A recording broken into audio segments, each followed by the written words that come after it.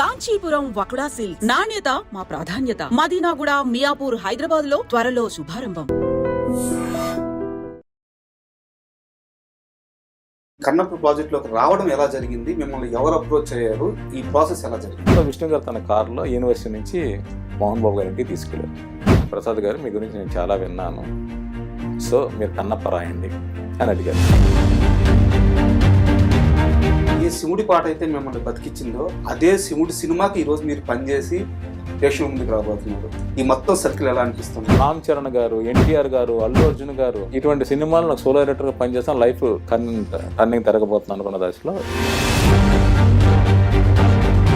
Prabhas career peaks లో ఉంది. ఇలాంటి సమయంలో కన్నప్పలో ఏదో మొహమాటానికి మా వాడు ఒప్పుకున్నాడు, సినిమా ఎలా ఉండబోతుందో ఇలా కొంత భయపడే ప్రభాస్ ఫ్యాన్స్ ఉన్నారు. వాళ్ళకి మీరు ఎలాంటి ధైర్యం ఇవ్వబోతున్నారు? కన్నప్ప సినిమా అనేది ప్రభాస్ గారి ఫ్యామిలీకి ఒక స్పెషల్ ఫిల్మ్. ఎందుకంటే ఆయన పెదనాన్న గారు కృష్ణరాజు గారు భక్త కన్నప్ప అని సినిమా చేశారు. అదొక memorable movie. So Kannappa cinema ఈ సినీ ప్రస్థానం ఎలా మొదలైంది, ఆ ఫస్ట్ సినిమా ఏది, ఆ పాత ఎలా ఉంది? సో 1983 నవంబర్లో నా మొదటి కథ శ్రామికుడు స్వర్గం అని బాలజ్యోతిలో పబ్లిష్ అయింది. దాదాపు ఒక 500-600 కథలు రాశా, 3 నవలు రాశా. నేను ఇంటర్మీడియట్ డిగ్రీ ఫైనల్ ఇయర్ వరకు. సో ఈ మొత్తం జర్నీలో పూరి జగన్నాథ్ గారి అసోసియేషన్ మీ కెరీర్కి ప్లస్ అయిందా, మైనస్ అయిందా? కానీ సినిమా ఇండస్ట్రీకి సంబంధించి నేను ఇద్దరిని గురువుగా భావిస్తాను. ఒకళ్ళు గుణశేఖర్ గారు, ఒకళ్ళు పూరి జగన్నాథ్ గారు. గుణశేఖర్ గారు ఏంటంటే నాకు సినిమా రైటింగ్ కానీ ఆరెంజ్ సినిమాకి మీరు బొమ్మరేడు భాస్కర్ గారితో కలిసి వర్క్ చేశారు. మరీ పచ్చి నిజం చెప్పేస్తున్నావు, కాస్త చూసుకో, ఇలాంటి అలర్ట్ ఏమన్నా? ఆరెంజ్ పరుగు తర్వాత బొమ్మరేడు భాస్కర్ గారు చేద్దాం అనుకున్నారు. 25 మంది రైటర్స్తో కూర్చున్నాడంట ఆయన. ఒకరోజు రామ్ చరణ్ గారు ఇంటికి పిలిపించి, తారక్ నుంచి ఎప్పుడైనా అవసరమా తోటా ప్రసాద్ గారు అలాంటి మాట ఎప్పుడన్నా? ఇంకా చెప్పాలంటే ఎన్టీఆర్ గారిని రాముడిగా సజెస్ట్ చేసింది నేను. యాక్చువల్గా అయినప్పుడు రాయన్ ప్రసాద్ గారితో సినిమా చేద్దాం అనుకున్నారు. ఎంఎస్ రెడ్డి గారు ఇది నాకు బాగా హై ఇచ్చింది, బాగా కష్టపడ్డాను కానీ అది రావాల్సినంత రిజల్ట్ రాలేదనేది. ఒక తల్లి పాలు తాగిన వాళ్ళందరూ అన్నదమ్ములు అయితే ఒక నది నీళ్లు తాగిన వాళ్ళు అన్నదమ్ములు ఎందుకు కారండి. ఇది నాకు బాగా నచ్చిన డైలాగ్. ఇప్పుడు కన్నప్ప సినిమాలో క్లైమాక్స్లో డైలాగ్ ఉంది. Hi, welcome to iDream. సినీ జర్నలిస్టుగా, పుస్తక రచయితగా, సినిమా రచయితగా తోటా ప్రసాద్ గారికి ప్రత్యేకంగా పరిచయం అవసరం లేదు. మరోసారి ఆయన ఇప్పుడు కన్నప్ప సినిమాతో ప్రేక్షకుల ముందుకు రాబోతున్నారు. ఆయన అడిగి ఆయన జీవిత విశేషాలు, కన్నప్ప సినిమా విశేషాలు తెలుసుకుందాం. నమస్తే సార్. నమస్తే అండి సార్, ఎలా ఉన్నారు? అలాగే కన్నప్ప ఎలా వస్తుంది? నేను బాగున్నానండి. కన్నప్ప సినిమా కూడా అత్యద్భుతంగా వచ్చింది. మేము ఏ స్థాయిలో మొత్తం అందరూ విష్ణువు గారు, మోహన్ బాబు గారు సంకల్పించి మహాయుద్ధం తలపెట్టారో దానికోసం అందరం కష్టపడి పనిచేసాం. డెఫినెట్గా మా కష్టం ఆడియన్స్కి నచ్చుతుందని. ఈ సినిమా ఒక పుక్కిటి పురాణం కాదు, నిజంగా జరిగిన ఒక చరిత్ర. సో ఈ చారిత్రాత్మక చిత్రం ఖచ్చితంగా చరిత్ర నిలిచిపోయే గొప్ప సినిమా అవుతుందని, అవ్వాలని మేము అందరం కోరుకుంటున్నాం. సార్, ఇప్పుడు మీ కెరీర్ చూసుకున్నట్టయితే 2010 మీ కెరీర్ పీక్స్. అవును. తర్వాత 2015 తర్వాత కూడా కాస్త బిజీ అయ్యారు. అయితే ఈ తరువాత కాలంలో ఇప్పుడు మీరు ఈ కన్నప్ప ప్రాజెక్టులోకి రావడం ఎలా జరిగింది, మిమ్మల్ని ఎవరు అప్రోచ్ అయ్యారు, ఈ ప్రాసెస్ ఎలా జరిగింది? అంటే మీరు అన్నట్టు నేను 2015 వరకు నా సినిమాలు అవి రిలీజ్ అయ్యాయి. 2017-18లో ఏంటంటే నా వర్కింగ్ స్టైల్, నా ప్లాన్ ఆఫ్ యాక్షన్ నేను మారుద్దాం అని డిసైడ్ అయ్యాను. నేను అంతవరకు రైటర్ కమ్ డైరెక్టర్స్తో ట్రావెల్ చేశాను. తెలుగు సినిమాలో గొప్ప డైరెక్టర్స్ అనుకునే గుణశేఖర్ గారు, పూరి జగన్నాథ్ గారు, హరీష్ శంకర్ గారు, మెహర్ రమేష్ గారు, యోగేష్ గారు, బొమ్మరిల్లు భాస్కర్ గారు, మేర్లపాక గాంధీ గారు, అలాగే మన బోయిపాటి శ్రీను గారు, వీళ్ళందరూ డైరెక్టర్తో నేను ట్రావెల్ చేశాను. స్క్రిప్ట్లో కంట్రిబ్యూట్ చేశాను. కొంతమంది స్క్రిప్ట్ సొసైటీ ఇచ్చారు, కొంతమంది స్క్రీన్ ప్లే క్రెడిట్స్ ఇచ్చారు, కొంత డైలాగ్స్ క్రెడిట్ ఇచ్చారు. నాకు రావాల్సినంత గుర్తింపు రావట్లేదు, నేను నెక్స్ట్ లెవెల్కి చేరుకోవట్లేదు నేను ఫీల్ అయ్యాను. అందుకని 16 తర్వాత నేను తీసుకున్న నిర్ణయం ఏంటంటే నా సొంత కథలతో అప్రోచ్ అవ్వాలనుకుంటూ నేను చేసిన ప్రయత్నాలు. నేను చాలా పెద్ద పెద్ద ఆర్గనైజేషన్ నుంచి అడ్వాన్స్ తీసుకున్నాను. ఉదాహరణకి 2017లో సురేష్ ప్రొడక్షన్స్ రాణా గారితో సినిమా నేను చెప్పిన కథకి అప్పట్లో 200 కోట్ల బడ్జెట్తో ప్లాన్ చేశారు వాళ్ళు. సో దానికి అడ్వాన్స్ ఇచ్చారు, అగ్రిమెంట్ చేశారు. అలాగే ఆదిత్య మ్యూజిక్ సంస్థ నా కథ ఓకే చేసి నాకు అడ్వాన్స్ ఇచ్చింది. అలాగే స్రవంతి రవికిషోర్ గారు, అలాగే 30 రోజుల్లో ప్రేమించడం ఎలా సినిమా చేసిన బాబు గారు, ఇలా ఒక 5-6 సినిమాలు అడ్వాన్స్ తీసి నా కథలన్నీ మెటీరియలైజ్ అయ్యే దశలో కోవిడ్ వచ్చింది. సో అందువల్ల 2-3 ఏళ్ళ పాటు ఉన్న సినిమాలు ఎలా కంప్లీట్ చేయాలన్న తర్జన భర్జనలో ఫిల్మ్ ఇండస్ట్రీ ఉంది. కొత్త ప్రాజెక్టులు టేకప్ అయ్యే అవకాశాలు లేవు. ఆ 2-3 ఏళ్ళు అనుకోకుండా నా దారి ఎటు మళ్ళిందంటే, నేను సరదాగా చేసిన పాడ్కాస్ట్లు, నేను సరదాగా చేసిన యూట్యూబ్ వీడియోలు అనేవి నన్ను ఇంకో మరో దారి వైపు తీసుకెళ్ళిపోయాయి. కాపీ మజిలీ కథలు. కావ్య మజిలీ కథలు కావచ్చు, ఇంకా వేరే జనరల్గా నేను చేసే అనాలిసిస్లు కావచ్చు, అవన్నీ కూడా నాకు రచయితగా వచ్చిన గుర్తింపు కన్నా ఈ ప్రోగ్రామ్స్ ద్వారా, ఈ వీడియోల ద్వారా, పాడ్కాస్ట్ ద్వారా నాకు చాలా ఎక్కువ గుర్తింపు వచ్చింది, అంటే సోషల్ మీడియా వల్ల. సో ఆ ప్రయత్నంలో ఉండగా నా ఫ్రెండ్ డైరెక్టర్ యోగేష్ కేఎంసీ గారితో స్క్రిప్ట్ ఏదో వర్క్ చేస్తూ ఉన్నాను. సో ఆ సమయంలో 2022 ఫిబ్రవరి ఒక ఆదివారం మార్నింగ్ ఒక 8:39కి ఒక ఫోన్ కాల్ వచ్చింది. నేను అది ఎవరితో నెంబరు అన్నోన్ నెంబర్, నేను ఆన్సర్ చేయలే. మళ్ళీ ట్రై చేశారు. సరే ఎవరు అనుకుంటూ ఉన్నాను. ఇలా అక్కడి నుంచి మెసేజ్ వచ్చింది. నా పేరు శేషు అండి, విష్ణు గారి మేనేజర్ని. సార్ మీతో ఒకసారి మాట్లాడాలనుకుంటున్నారు, మీకు ఏ టైం కంఫర్టబుల్ అని. నేను ఒకసారి షాక్ అయ్యా. అనుకుని సరే ఎనీ టైం ఓకే సార్ అన్న తర్వాత ఒక గంటకి నాకు విష్ణు గారి నుంచి ఫోన్ వచ్చింది. ఆయన తిరుపతిలో జిన్నా షూటింగ్లో ఉన్నారు. ప్రసాద్ గారు, నేను ఒక 8 ప్రాజెక్ట్స్ ప్లాన్ చేశాను ఒక హాలీవుడ్ స్టాండర్డ్స్లో. నాకు ఎప్పటి నుంచో ది డ్రీమ్, ఒక 8 సినిమాలు ఒక భారీ ఎత్తున ఒక యూనివర్స్ క్రియేట్ చేసి చేయాలని నా ఉద్దేశం. ఈ ప్రాజెక్ట్కి ఎవరు రైటర్గా ఉంటారో నేను మాట్లాడుతూ ఉంటే ఎవరిని అడిగినా మీ పేరే చెప్తున్నారు. తెలుగు కన్నప్ప కాదు, ఓవరాల్గా ఒక 8 సినిమాలు ఆయన ప్లాన్ చేశారు, ఒక సెపరేట్ యూనివర్స్. అవి రాబోతున్నాయి డెఫినెట్గా, అవి వేరే ఒక ఇంట్రెస్టింగ్ జోనర్. సో వాటి గురించి నేను ఎవరు ఈ సినిమాకి రాయదగ్గ రైటర్ అనుకుంటూ నేను చూసినప్పుడు ఎవరిని అడిగినా మీ పేరు చెప్తున్నారు. మీరు తప్ప ఈ సబ్జెక్ట్స్ తెలుగులో ఇంకెవరు రాయలేరు అంటున్నారు అన్నారు. మైథాలజీ టచ్ ఉంటుంది వాటికి, ఫ్యాంటసీ టచ్ అవన్నీ ఉంటాయి. సో ఒక అడ్వెంచరస్ టచ్ ఉంటుంది. సో అలాంటి నాకు ఆ జోనర్ చాలా పర్సనల్ కూడా ఇష్టం. సో మీరు తిరుపతి వస్తారా లేక హైదరాబాద్ వచ్చా కదా, మీ ఇష్టం సార్ అన్న తర్వాత ఆయన జిన్నా షూటింగ్లో ఉన్నారు. ఒక 1-2 నెలల తర్వాత ఆయన ఆఫీస్కి పిలిచారు. పిలిచి నా గురించి చెప్పిన వ్యక్తుల్లో ప్రేమ్ రక్షిత్ మాస్టర్, కొరియోగ్రాఫర్, ఆయన నా గురించి విష్ణు గారికి చెప్పారట. విష్ణు గారు ఒక సబ్జెక్ట్ ఇది చెప్పగానే తోట ప్రసాద్ ఒక ఆయన ఉన్నాడు, ఇలాంటివైతే ఆయన బాగా రాస్తా అని చెప్పి ప్రేమ్ రక్షిత్ మాస్టర్. ఆయన నేను చేసిన చాలా సినిమాలకి ఆయన కొరియోగ్రాఫర్గా పనిచేశారు. అప్పటి నుంచి పరిచయం ఉంది. అంతగానే ఇంకొక విశేషం ఏంటంటే, నేను రాణా గారికి చెప్పిన కథకి ఆయన డైరెక్టర్ కావాలి. ఓకే, రాణా గారు ప్రేమ్ రక్షిత్ మాస్టర్ నమ్మారు. అంటే అంత భారీ సబ్జెక్ట్ చేయగలిగింది. అంటే రాజమౌళి గారు తీసే సినిమాలన్నిటికీ కూడా ఆయన ఓన్లీ కొరియోగ్రాఫర్కే కాదు, అవన్నీ మిగిలిన టోటల్ షూటింగ్లో ప్రేమ్ రక్షిత్ మాస్టర్ పార్టిసిపేషన్ ఉంటుంది.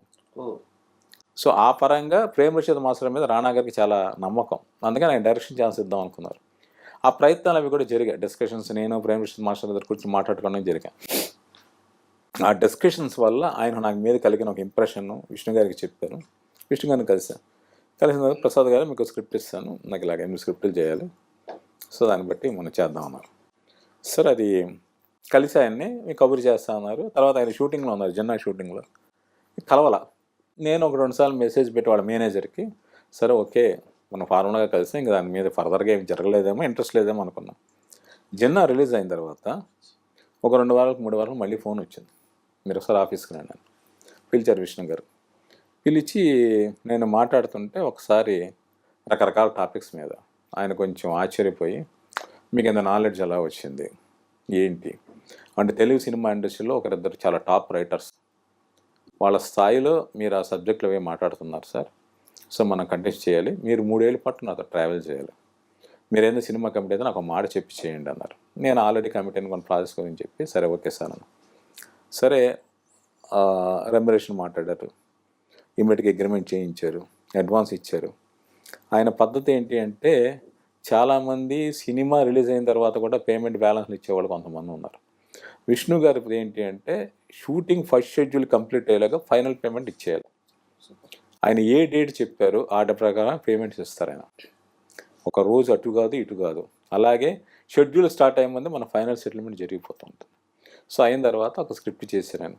చేసిన తర్వాత ఆ 8 ప్రాజెక్టులో సెకండ్ ప్రాజెక్ట్ ముందు నేను రాసిన తర్వాత ఆయనకు బాగా నచ్చి ఫస్ట్ పార్ట్ కూడా చెప్పారు. ఫస్ట్ పార్ట్ కూడా వర్క్ చేస్తున్నాం. ఆ వర్క్ చేస్తున్నప్పుడు కన్నప్ప సినిమా ప్యారలర్గా ఆయన ఎప్పటి నుంచి చేయాలనుకుంటున్నారు, ప్యారలర్గా దాని మీద వర్క్ జరుగుతూ ఉంది. ఒకరోజు ఆయనతో పర్సనల్గా కూర్చున్న వేరే యూనిట్ చేస్తున్నారు, దానికి వేరే అంటే విష్ణు గారు కథ దాని మీద 5 ఏళ్ల నుంచి చాలా కాలం పాటు ఆయన మదన పడుతూ రాస్తూ ఉన్నారు. వేరే ఒక డైలాగ్ రైటర్ ఉన్నారు, ఆయన రాయడం అవన్నీ జరుగుతూ ఉన్నాయి. రాస్తున్నప్పుడు ఒకరోజు ఎప్పుడో నేను విష్ణు గారితో కూర్చున్నప్పుడు కన్నప్ప గురించి నా ఐడియాస్ కొన్ని షేర్ చేసుకున్నాను, నాకు తెలిసిన విషయాలు అవన్నీ. అంటే మీకు దీని మీద బాగా నాలెడ్జ్ అని, నాకు ఇలాంటి సబ్జెక్ట్ చాలా పర్సనల్ ఇంట్రెస్ట్ సార్, అవకాశం ఉంటే నేను కంట్రిబ్యూట్ చేస్తాను. సరే ఓకే అన్నారా. సరే ఇది అయిపోయిన తర్వాత 23 మార్చి 16వ తారీఖు నేను నా ఫ్యామిలీతో తిరుపతి వెళ్ళా దర్శనానికి. 15వ తారీఖు తిరుమల దర్శనం అయింది. 16వ తారీఖు శ్రీకాళహస్తి ఫ్యామిలీకి వెళ్ళడానికి నేను ప్లాన్ చేసుకున్నాను. ఇలాగ విష్ణు గారి నుంచి కబురు, నేను యూనివర్సిటీలో ఉన్నా, మీరు రండి అని. సో నేను శ్రీకాళహస్తి టెంపుల్కి వెళ్ళబోతూ కూడా ఇంకా ఆగిపోయాను. ఫ్యామిలీని పంపించి నేను విష్ణు గారి దగ్గరికి వెళ్ళాను. ఆ రోజు మీటింగ్ అనేది మార్నింగ్ జరగాల్సిన మధ్యాహ్నంకి వెళ్ళింది. నేను చాలా బాధపడ్డా, ఏంటి ఎంత దూరం వచ్చి ఫ్యామిలీతో శ్రీకాళహస్తీశ్వరుడి దర్శనం చేసుకోవడం ఏంటి, సరే మనకు వర్క్ ఇంపార్టెంట్ అనుకుంటూ ఉన్నాను. మేము మాట్లాడుకున్న తర్వాత 8 ప్రాజెక్టుల దాని గురించి మాట్లాడిన తర్వాత ఒకసారి అయ్యవారు మిమ్మల్ని రమ్మన్నారు అని అంటే, అయ్యవారు అంటే మోహన్ బాబు గారు, ఆయన యూనివర్సిటీ ఛాన్సలర్ కదా, పిల్లలందరూ కూడా అయ్యవారు అని గౌరవ సూచంగా మాస్టర్ అని పిలిస్తే అలా పిలుస్తారు. సో విష్ణు గారు తన కారులో యూనివర్సిటీ నుంచి మోహన్ బాబు గారి ఇంటికి తీసుకెళ్ళారు. ఆయన పిలిచి, ప్రసాద్ గారు మీ గురించి నేను చాలా విన్నాను, సో మీరు కన్నప్ప రాయండి అని అడిగారు. ఇది మార్చి 16, 2023 జరిగింది. నేను శ్రీకాళహస్తీశ్వరుడు దర్శనం నాకు లభించలేదు, కానీ కన్నప్ప అనే శ్రీకాళహస్తి చరిత్ర ఏది ఉందో అది రాసే అవకాశం నాకు దొరికింది. ఒక క్షణం ఆనందపడ్డా. అది ఈరోజు పూర్తయింది. 2025 మహాశివరాత్రి రోజు అదే మోహన్ బాబు గారు, అదే విష్ణు గారు వాళ్ళ యూనిట్తో పాటు నేను ఒక యూనిట్ మెంబర్ని దగ్గరుండి తీసుకెళ్లి మహాశివరాత్రి రోజు శ్రీకాళహస్తి దర్శనం, జ్ఞానప్రసూనాంబికాదేవి దర్శనం చేయించారు. అది ఆ రోజు నేను మిస్ అయిన దర్శనం ఈరోజు ఎంత గొప్పగా అద్భుతంగా జరగడం కోసమే నేను ఆ రోజు మిస్ అయ్యానేమో. కన్నప్ప సినిమా పనిచేయకుండా రావద్దని ఈశ్వరుడు అనుకున్నాడేమో. సో ఇది నేను మర్చిపోలేని సంఘటన. ఇక్కడ ఇంకో లింక్ కూడా ఉంది సార్ శివుడితో. మీకు కిడ్నీ సమస్యలు వచ్చినప్పుడు ఆల్మోస్ట్ చావు దాకా వెళ్ళొచ్చారు మీరు. ఆ ట్రీట్మెంట్ టైంలో మిమ్మల్ని బతికిచ్చింది ఒక పాట అని గతంలో ఒకసారి చెప్పున్నారు.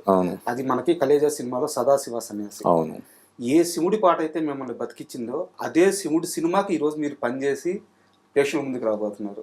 ఈ మొత్తం సర్కిల్ ఎలా అనిపిస్తుంది? అంటే పర్సనల్గా నా చిన్నప్పటి నుంచి భగవంతుని విపరీతంగా నమ్ముతూ ఉంటాను. నేను కొంత సాధన చేశాను, దారి తప్పాను, అది ఒక స్పిరిచువల్ జర్నీ వేరే. బట్ లైఫ్లో మనం చాలాసార్లు డిప్రెషన్ లోనవుతాం. ఎప్పుడు మన జాబ్ పోయినప్పుడు, ఫైనాన్షియల్ క్రైసిస్ వచ్చినప్పుడు, ఇంట్లో ఎవరికో బాగున్నప్పుడు. ఇది నాది త్రూ 2010-11 పరిస్థితి ఏంటి అంటే, నేను ఒక రైటర్గా నేను ఏ పొజిషన్ ఎక్స్పెక్ట్ చేశాను ఆ పొజిషన్కి వెళ్ళిపోయాను, చేరుకోబోతున్నా. ఒకవైపు రామ్ చరణ్ గారు, ఎన్టీఆర్ గారు, అల్లు అర్జున్ గారు ఇలాంటి టాప్ స్టార్ సినిమాలను ఎట్ ఏ టైం చేస్తున్నా. సో ఇటువంటి సినిమాలు నాకు సోలో రైటర్గా పనిచేస్తాను, లైఫ్ టర్నింగ్ తిరగబోతున్నాను అనుకున్న దశలో ఇల్ హెల్త్ వచ్చింది. నా బ్యాడ్ హ్యాబిట్స్ లేవు, బట్ గుడ్ హ్యాబిట్స్ కూడా లేవేమో నాకు అనిపిస్తూ ఉంటుంది. సో వచ్చింది, ఇట్స్ ఎ ఫేట్. వచ్చిన తర్వాత 1.5 year నాకు ప్రతిరోజు స్ట్రగుల్ అయ్యి, రేపు నాకు ఉంటుందో లేదో తెలియదు, నేను బతుకుతానో లేదో తెలియదు. అటువంటి పరిస్థితుల్లో కూడా పనిచేస్తూ నేను సర్వైవ్ అయ్యాను. టోటల్ ఇండస్ట్రీ మొత్తం నాకు సపోర్ట్గా నిలిచింది. ఆ దశలో అర్ధరాత్రులు అపరాత్రులు నాకు ఊపిరాడగా హాస్పిటల్ కారులో తీసుకెళ్తున్నప్పుడు ఒక 2 పాటలు వినేవాడిని. అప్పుడు ఉన్నది ఒకటే పాట, కలేజాలో సదాశివ సన్యాసి, రామజోగయ్య శాస్త్రి గారు రాశారు. ఆ పాటలో ఒక 2 లైన్లు ఉంటాయి, లోకాల నేలే రేడు నీకు సాయం కాకపోడు అనేది. ఓకే, ఇది నేను దాటుతాను, ఈ 1.5 year ఈ చావు పోరాటం నుంచి బయటపడతాను, నా ఫ్యామిలీ రెస్పాన్స్ ఫుల్ఫిల్ చేసుకుంటాను అని ఒక ఇన్స్పిరేషన్ మోటివ్ సాంగ్గా అది నన్ను నిలబెట్టింది ఆ రోజు. సో అక్కడి నుంచి సాగిన ప్రయాణంలో నేను కొన్ని డివోషనల్ టచ్ ఉన్న బ్యాక్డ్రాప్ సినిమాలు కూడా నేను రాశాను. ఉదాహరణకు అర్జున్, మధుర మీనాక్షి బ్యాక్డ్రాప్లో నడిచే సినిమా. అలా కన్నడంలో నేను శివం అని ఒక సినిమా రాశాను, ఉపేంద్ర గారి హీరో, దండపాణి డాక్టర్ శ్రీనివాసరావు గారు. అది యాక్చువల్ మొదటి టైటిల్ బసవన్న. అప్పటి ముఖ్యమంత్రి యడ్యూరప్ప గారు అసెంబ్లీలో టైటిల్ మీద చాలా గొడవ చేసి కాంట్రవర్సీ అయ్యి టైటిల్ మార్చి చిరక శివం అని పెట్టారు. తెలుగులో బ్రాహ్మణ అని డబ్ అయింది. సో నేను అనుకోకుండానే నాకు అలాగే రుద్రమదేవి సినిమాలో పరమేశ్వరుడు రుద్రుడికి పాశుపత శైవారాధన చేసిన వ్యక్తి మహారాణి రుద్రమదేవి. సో నా సినిమాల్లో అటు పరమేశ్వరుడు కావచ్చు, అమ్మవారు కావచ్చు అలా వచ్చారు. అలాగే రాణా గారికి నేను చెప్పిన కథ కూడా ఒక వైష్ణవానికి సంబంధించిన కథ, ఒక గొప్ప చారిత్రక ఘట్టం ఆధారంగా నేను చెప్పిన ఒక కథ. ఒక అడ్వెంచర్స్ యాక్షన్ ఫిల్మ్. ఆ సినిమా కానీ ప్రేక్షకుల ముందుకు వస్తే డెఫినెట్గా రైటర్గా నాకు మంచి అభినందనలు వస్తాయనుకుంటాను. ఆ సినిమా ఒక కొత్త కథని ప్రపంచానికి చెప్తుందని నేను అనుకుంటున్నాను. ఇప్పటికీ ఉందా సార్ కథ అది? ఆ కథ ఉంది, ఆల్రెడీ రాణా గారు అగ్రిమెంట్ చేశారు, అడ్వాన్స్ ఇచ్చారు. 2017 జూన్ 6 మన రామానాయుడు గారి జయంతి. సో ఆ రోజు సెంటిమెంట్గా రాణా గారు అడ్వాన్స్ ఇచ్చి అగ్రిమెంట్ చేశారు. హిరణ్య తర్వాత చేస్తా అన్నారు, ఆయన చేస్తారో చేయరో నాకు ఇంకా తెలియదు. మధ్యలో అడిగా కథ ఆయన దగ్గర తీసుకుని వేరే వాళ్ళ కోసం ఎప్పుడో చూద్దామన్న ఆలోచన కూడా ఉంది, మరి చూడాలి.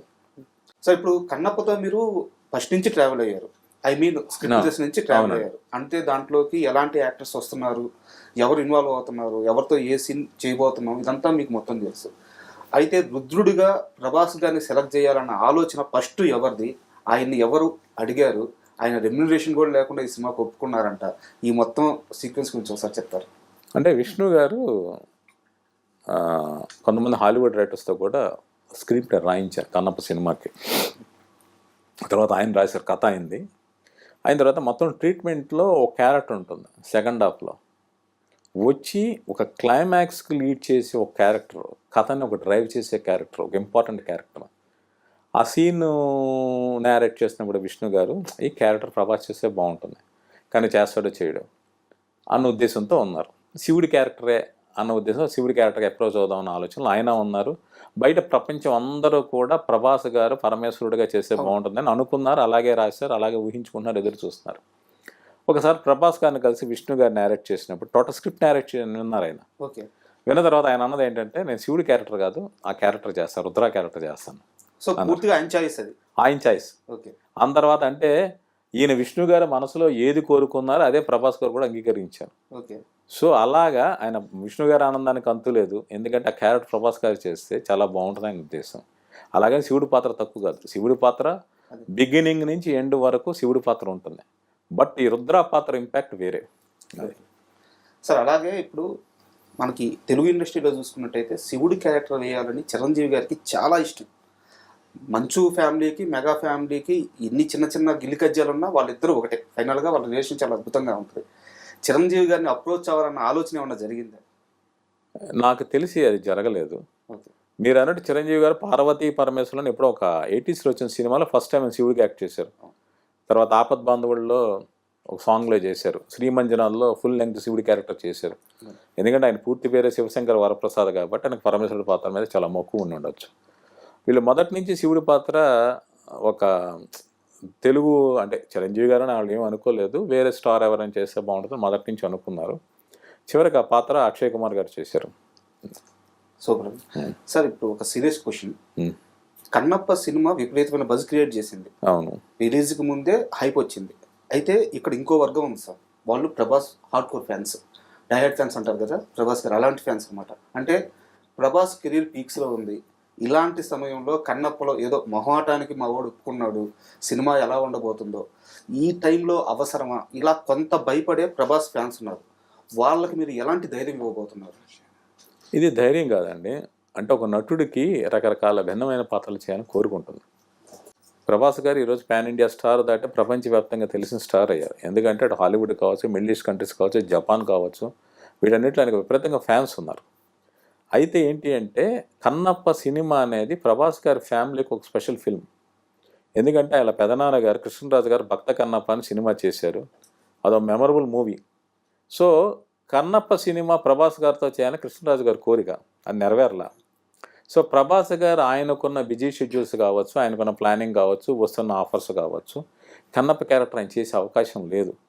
బట్ తనకి చాలా ఇష్టమైన మోహన్ బాబు గారు ఇన్ని 100 కోట్లు పెట్టి సినిమా తీస్తున్నారు, విష్ణు గారు ఆ పాత్ర మీద మక్కువతో సినిమా చేస్తున్నారు. మా పెదనాన్న గారి డ్రీమ్ వీళ్ళు చేస్తున్నప్పుడు నేను పార్టిసిపేట్ చేయాలని. ఇప్పుడు ఆయన చెయ్యాలనుకుంటే ఇంకొకటి చెప్తున్నాను, ఆయన ఏ శివుడి పాత్ర చేయొచ్చు, లేక ఇంకో పాత్ర చేయొచ్చు, ఒక క్యామియోలో చేయొచ్చు. కానీ ఆయన రుద్ర పాత్ర ఎందుకు చేశారు, ఆ పాత్రలో ఒక స్ట్రైకింగ్ ఎలిమెంట్ ఉంది, అందుకని ఆ పాత్ర చేయడానికి కూడా ఆయన ఇష్టపడ్డారు. అంటే కమర్షియల్గా మంచి ఎలివేషన్స్ ఉంటాయి అంటారు. కమర్షియల్గా అంటే భక్తిని మించిన కమర్షియాలిటీ ఇంకోటి లేదు, దేవుడి గురించి మించిన విశ్వాసం కానీ దాని గురించి నడిచే కథను మించింది లేదు. ప్రభాస్ గారి క్యారెక్టర్ ఏంటి అంటే ఈ ప్రజెంట్ జనరేషన్కి ఎన్ని లాజికల్ క్వశ్చన్స్ అడుగుతారో ఆయనే అడుగుతాడు, ఆయనే సమాధానం చెప్తాడు. అసలు ఆయన ఇటు విష్ణు గారితో మాట్లాడే డైలాగ్స్ కావచ్చు, మోహన్ బాబు గారితో మాట్లాడే డైలాగ్స్ కావచ్చు, అవన్నీ ఆడియన్స్ని ఆలోచింపజేస్తే, క్లాప్స్ కొట్టేస్తే, విజిల్స్ వేయిస్తాయి. సో ప్రభాస్ ఫ్యాన్స్ ఏంటంటే వాళ్ళ హీరో ఫుల్ లెంగ్త్ సినిమా కాకపోయినా ప్రభాస్ గారి పాత్ర చిరకాలం గుర్తుండిపోతుంది. ఒక కన్నప్ప చేసిన విష్ణు గారికి ఎంత పేరు వస్తుందో, ప్రభాస్ గారు పోసిన రుద్ర పాత్ర ఫ్యాన్స్కే కాదు మామూలు ప్రేక్షకులు కూడా చిరకాలం గుర్తుండిపోయే పాత్ర. సార్ మీరు జర్నలిస్ట్గా చిత్రజ్యోతి సంథింగ్ కొన్ని ఆంధ్రజ్యోతి, జ్యోతిచిత్ర అని ఫిల్మ్ మ్యాగజైన్ చేశారు, కొన్నిట్లో చేశారు, అలాగే పుస్తక రచయితగా కూడా చేశారు, సీరియల్స్గా చేశారు. అక్కడి నుంచి మీ సినీ ప్రస్థానం ఎలా మొదలైంది? ఆ ఫస్ట్ సినిమా ఏది? ఆ పాత్ ఎలా కుదిరింది? అంటే మీరు నమ్మండి నమ్మకపోండి, దానికి కారణం మా నాన్నగారు తోట రామారావు గారు. ఆయన నన్ను 5వ క్లాస్ వరకు స్కూల్కి పంపించాల. అందరూ కాన్వెంట్లో చేర్పించే రోజులు ఆయన స్కూల్కి పంపించాల. కారణం ఏంటి అంటే బాల్యం చాలా గొప్పది. ఆయన ఎక్కడో రవీంద్రనాథ్ ఠాగూర్ గారు బాల్యం గురించి చదివారట. పిల్లలకి స్కూల్ అనేది బందీగానా కాకూడదు, చాలా స్వేచ్ఛగా పెరగాలి అనుకుంటే 5 ఏళ్ళ పాటు నేను ఇంట్లో ఉంచి ఆయన పెంచారు, చదివించారు. చదివించడం అంటే రోజుకు ఒక మాస్టర్ వచ్చేవాళ్ళు, వచ్చి ఒక్కొక్కళ్ళు ఒక శతకం నేర్పించేవాళ్ళు. ఒకళ్ళు భాస్కర్ శతకం, ఇంకోళ్ళు చింతామణి శతకం. అలాగే ఆయన ఏంటంటే తెలుగు చూడడం అనిపించి నా కోసం వచ్చిన చిల్డ్రన్స్ మ్యాగజైన్స్ కాదు, మామూలు రకరకాల కథల పుస్తకాలు కొనేవాళ్ళు. బీజం అక్కడ పడింది. అయితే డిటెక్టివ్ బుక్స్ నేను చాలా చిన్నప్పుడు చదివాను. ఆయన మంత్లీ బుక్ స్టాల్కి వెళ్ళి రెంట్స్ కట్టేవాళ్ళు. నేను వెళ్ళి నాకు కావాల్సిన పుస్తకాలు చదువుకోవడమే. పిల్లల జానపద నవల్లో కావచ్చు, మధుబాబు గారి షాడన్ నవల్లో కావచ్చు, అవన్నీ చదువుతుండేవాడు. ఆయన తప్పట్టేవాళ్ళు కదా. అలాగే మా ఇంట్లో ఒక వ్యాసపీఠం ఉండేది. ఆ వ్యాసపీఠంలో భాగవతం, చాలా అరుదైన పుస్తకాలు మా ఇంట్లో చాలా కలెక్షన్ ఉండేది. అంటే పెంగళ సూరంరాజన్ రాసిన రాఘవ పాండవి అని ఒక కావ్యం ఉంటుంది. అది అర్థం ఏంటి అంటే రాఘవ అంటే రాముడు, పాండవి అంటే మీకు మహాభారతం. ఒకే పద్యంలో అటు రామాయణం కథ చెప్తుంటారు, మహాభారతం చెప్తుంటారు. ఒక మాటని విరిస్తే అది రామాయణం కథ, ఇంకో మాట ఇంకోలా మనం బ్రేక్ చేస్తే అది భారతం అవుతుంది. అలాగని కథ ఆర్డర్ మారదు. రామాయణం బిగినింగ్ నుంచి రావణ సంహారం ఎలా సాగుతుందో, మహాభారతం వాళ్ళ బిగినింగ్ నుంచి కురుక్షేత్రం ఎలా సాగుతుందో అదే సాగుతూ ఉంటుంది. అక్షరం కూడా మారదు. ఇది చాలా గొప్ప కావ్యం. భాగవతం చదివించి అర్థాలు నాకు తెలిసేవి కాదు. మా నాన్నగారి అర్థాలు ఇవి తెలుసుకో అని అలా చెప్పించేవాళ్ళు. ఆయన తెలుగు, ఇంగ్లీష్లో పోయిటరీ రాసేవాళ్ళు. చండీదేవి మీద చండీ శతకం అని ఆయన రాశారు. అలా మా నాన్నగారు చిన్నప్పటి రాయడం వల్ల నేను 5వ క్లాస్లో నా మొదటి కథ రాశాను. మళ్ళీ మామూలే, నేను ఏం రాశానో నాకు గుర్తులేదు, కథ పేరు నాకు గుర్తుంది. యువ మ్యాగజైన్ పంపించాను, పబ్లిష్ కాల. 6వ క్లాస్లో ఏం చేశానంటే నా టెక్స్ట్ బుక్లో ఒక ఇంగ్లీష్ కథ ఏదో ఉంటుంది, ఒక కుందేలు నక్కాయలు ఏదో, ఆ కథ కాపీ కొట్టి తెలుగులో రాసి పంపించేసా బాలమిత్రకి. సో స్టోరీ పబ్లిష్ కాల. నాకు అప్పుడు ఎలా రాయాలో తెలియదు. సో పువ్వు పట్టుగానే పనులు చిన్నప్పటి నుంచి కాపీ కూడా నాకు అలవాటు అయిపోయింది. సో అలా అలవాటు అయిపోయిన తర్వాత నాది 10th క్లాస్లో కథ రాశాను. నాకు కథ ఎలా రాయాలో తెలియదు. అప్పటికే కథ నేనే రాసి నేనే బొమ్మలేసి పంపించేసాను. ఇంకోటి వేస్తాడన్న విషయం కూడా తెలియదు. అది మామూలుగా రిజెక్ట్ అయింది.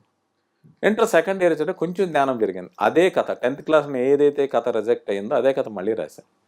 రాసి ఆంధ్రజ్యోతికి పంపిస్తే 5 రూపాయలని పబ్లిష్ అయింది.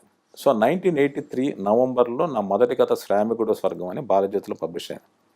అక్కడి నుంచి నాగల. అప్పుడు నా విప్పించాను, నాకు పెన్నాం. దాదాపు ఒక 500-600 కథలు రాశా, 3 నవలు రాశా. నేను ఇంటర్మీడియట్ నుంచి డిగ్రీ ఫైనల్ ఇయర్ వరకు నాది చాలా మ్యాగజైన్స్లో నా కథలు వచ్చాయి. కిల్లి కొట్టు ముందు ఒక 10 పుస్తకాలు వేలాడుతుంటే అందులో 7-8 మ్యాగజైన్స్లో నా కథలు ఉండేవి. అలా ఉండేది. ఉండగా డిగ్రీ ఫైనల్ ఇయర్లో ఉన్నాను. ఎగ్జామ్స్ రాసా, రిజల్ట్స్ రాలా. మెడ్రాస్ నుంచి విజయబాబు గారి దగ్గర నుంచి ఫోన్, ఒకసారి ఏదైనా కథ పంపించు అని. నవల పంపించు. నా కథలు రెగ్యులర్గా ప్రతి నెల విజయ మంత్రిలో వచ్చేవి. అప్పుడు జయ్య అని మన బిఏ రాజు గారి వైఫ్, ఆవిడ విజయ్ మ్యాగజైన్లో పనిచేసేవాళ్ళు. నాకు పెళ్ళ కావాలని సినిమా కోఆర్డినేటర్గా పనిచేసేవాళ్ళు. ఒకరోజు బాపినేడు గారు మ్యాగజైన్స్ చూస్తే ఎవడే విపంచి ప్రతి నెల కథ ఎందుకు వేస్తున్నారు ఇతని కథ అంటే, లేదు సార్ ఇతని కథలు చాలా బాగుంటాయని ఆవిడ జయ్య గారు చెప్పారట. అయితే పని చేయమని ఒక నవల రాసి పంపించమని అన్నారు. సరే నవల రాసి పంపించమన్నకి ఏం నవల రాయాలి నాకు. ఆయన ఉద్దేశం ఏంటంటే చిరంజీవి గారి కింద పనికొచ్చే నవలు రాస్తానేమో నేను ఉద్దేశం. ఇప్పుడు మగమహారాజు ఉంది, ఆకెళ్ళ గారు రాసిన ఒక వ్యవస్థ అనేది. అలాగే ఇంకొకటి రైటరు నాకు పేరు గుర్తులేదు, ఆవిడ లేడీ రైటర్ మగ పేరుతో రాసింది. ఆ 2 కలిపి మగమహారాజు సినిమా తీశారు. అలాగే నేను రాస్తాను, నాకు ఆ విషయం తెలియదు. నేను ఒక రాత్రి కూర్చుని అంటే ఒక 8-9 టైంలో రాత్రి 8-9 గంటలకి స్టార్ట్ చేశాను. నా ఫ్రెండ్ డి సోమసుందర్ అని ఒక సీనియర్ మోస్ట్ జర్నలిస్ట్, కూర్చొని తెల్లవారుజాము 6 గంటలకు ఒక నవల రాశాను, స్వర్గానికి ఎగిరిపోను. అది పంపించాను. పంపించినంత మెడ్రాస్ రమ్మన్నారు. చెప్పారు, వెళ్ళిన తర్వాత చెప్పారు, ఇది సినిమాకు పనికొచ్చేది కాదు, సరే ఉండని చెప్పి ఆయన ఆఫీస్లో అకామిడేషన్ ఇచ్చారు. ఇచ్చి ఆయనతో పాటు అప్పుడు కృష్ణరాజు గారి సినిమా జరుగుతుంది, మా ఇంటి మహారాజాతో షూటింగ్లు తీసుకెళ్లేవాళ్ళు. తెలుగు సినిమా ప్రీవ్యూలకి స్వయం కృషి, కులాల కురుక్షేత్రం అనుకుంటా, ఇలాంటి సినిమాలు అంటే ఆయనతో పాటు వెళ్తుండేవాడిని. ఆయన నా బచ్చాగా 20 ఏళ్ళ కుర్రాడిని, ఆయనతో పాటు డైనింగ్ టేబుల్ కూర్చొని బ్రేక్ఫాస్ట్ చేయించేవాళ్ళు. ఆ దశలో ఖైదీ నెంబర్ 706 సినిమా ఆయన స్టార్ట్ చేశారు. స్టార్ట్ చేసినప్పుడు దాంట్లో ఏంటంటే నేను ఒక లెర్నర్ నుండి అప్రెంటిస్ అనండి ఆ ప్రాజెక్ట్లోకి నేను ఎంటర్ అయ్యాను. సత్యమూర్తి గారు రైటర్, సో కాశీ విశ్వనాథ్ గారు ఇంకో రైటర్ ఉండేవాళ్ళు. ఈయన సత్యమూర్తి గారు పొద్దున వస్తే కాశీ విశ్వనాథ్ రాత్రి వచ్చేవాళ్ళు. ఒకళ్ళు వస్తున్నట్టు ఇంకోటి తెలిసేది కాదు. ఒకసారి సత్యమూర్తి గారు పిలిచి నన్ను తిడతా ఉండేవాళ్ళు, ఎవరు వస్తున్నారు, ఏంటి వర్క్ చేస్తున్నారు ఇదని. అంటే డిఫరెంట్ వర్షన్స్ కోసం వేరే వెర్షన్స్. నాకు 20 ఏళ్ళ వయసులో 20-21 ఏళ్ళ వయసు. ఏంటి ఒక రైటర్ రాసి ఇంకో రైటర్ రాసే తప్పేంటి, 2-3 కలిసి రాయొచ్చు కదా, ఎందుకు ఇలా ఫీల్ అవుతుంటారు అనేసి ఆ వాతావరణం నాకు కొంచెం ఇబ్బందికరంగా అనిపిస్తుండేది. సినిమా అవుతారు నాకు నచ్చక ఈలోగా ఏంటంటే జ్యోతిచిత్ర అనే ఫిల్మ్ మ్యాగ్తో నాకు ఆఫర్ వచ్చింది. కరెక్ట్గా గువ్వా గోరింక సాంగ్ కంపోజింగ్ అప్పుడు నేనున్నా. రాజకోటి గారు కంపోజ్ చేస్తుంటే బాపిరెడ్డి గారు ఇంట్లోనే చేశారు, భువన్ చంద్ర గారు రాశారు. నేను రూమ్ బయట వెయిటింగ్, ఆ లోపల ఆ రూమ్లోనే బయట కూర్చున్నాను. సో ఆ సాంగ్ బయటకు వచ్చిన తర్వాత దాని లిరిక్ అది చూశాను. ఆ సాంగ్ రికార్డింగ్ జరిగిన రోజు నేను బాపిరెడ్డి గారు నేను జాబ్ మానేస్తాను చెప్పాను. ఎందుకు అన్నారు. లేదు సార్ మా ఊరు వెళ్ళిపోతాను, నా బెంగగా ఉన్నాను. సరే వెళ్ళిపోనే నేను పంపించారు, నాకు రావాల్సిన డబ్బులు ఇచ్చి పంపించారు. సో నేను మెడ్రాస్ నుంచి విజయవాడ జ్యోతిచిత్రలో చేరా. సో జ్యోతిచిత్రలో 13 years పనిచేశాను. 1987 నవంబర్ నుంచి 2000 వరకు చేశాను. ఇక్కడ ఇంకొక విశేషం ఏంటంటే ఖైదీ నెంబర్ 706లో ఏ సాంగ్ అయితే లోపల కంపోజ్ అనే బయట వెయిట్ చేశానో, సాంగ్ కంపోజింగ్ ఎలా చేస్తారు, వాళ్ళు ఏం ట్యూన్ ఇస్తారు, ఈయన ఏం రాస్తారు, ఎలా వస్తుందని బయట ఈగర్గా వెయిట్ చేసిన ఆ పాట నేను అనుకోకుండా రచయితగా పనిచేసిన సుబ్రహ్మణ్యం ఫర్ సేల్ సినిమాలో ఆ సాంగ్ రీమిక్స్ చేశారు. సో అదొక ఇంకొక బ్యూటిఫుల్ మూమెంట్. అంటే లైఫ్లో ఒక్కొక్కటి రౌండ్ అప్ అవుతూ ఉంటాయి. మీకు ఇందాక చెప్పినట్టు కాళహస్తి దర్శనం ఎలాగో ఈ గువ్వా గోరింక సాంగ్ కూడా అంతే. సో అయినప్పుడు నేను జ్యోతిచిత్రలో ఉండగా 92 విజయవాడ లాఠీ సినిమా షూటింగ్ జరుగుతుంది. గుణశేఖర్ గారు అక్కడే చేశారు, ఆయన మొదటి మూవీ.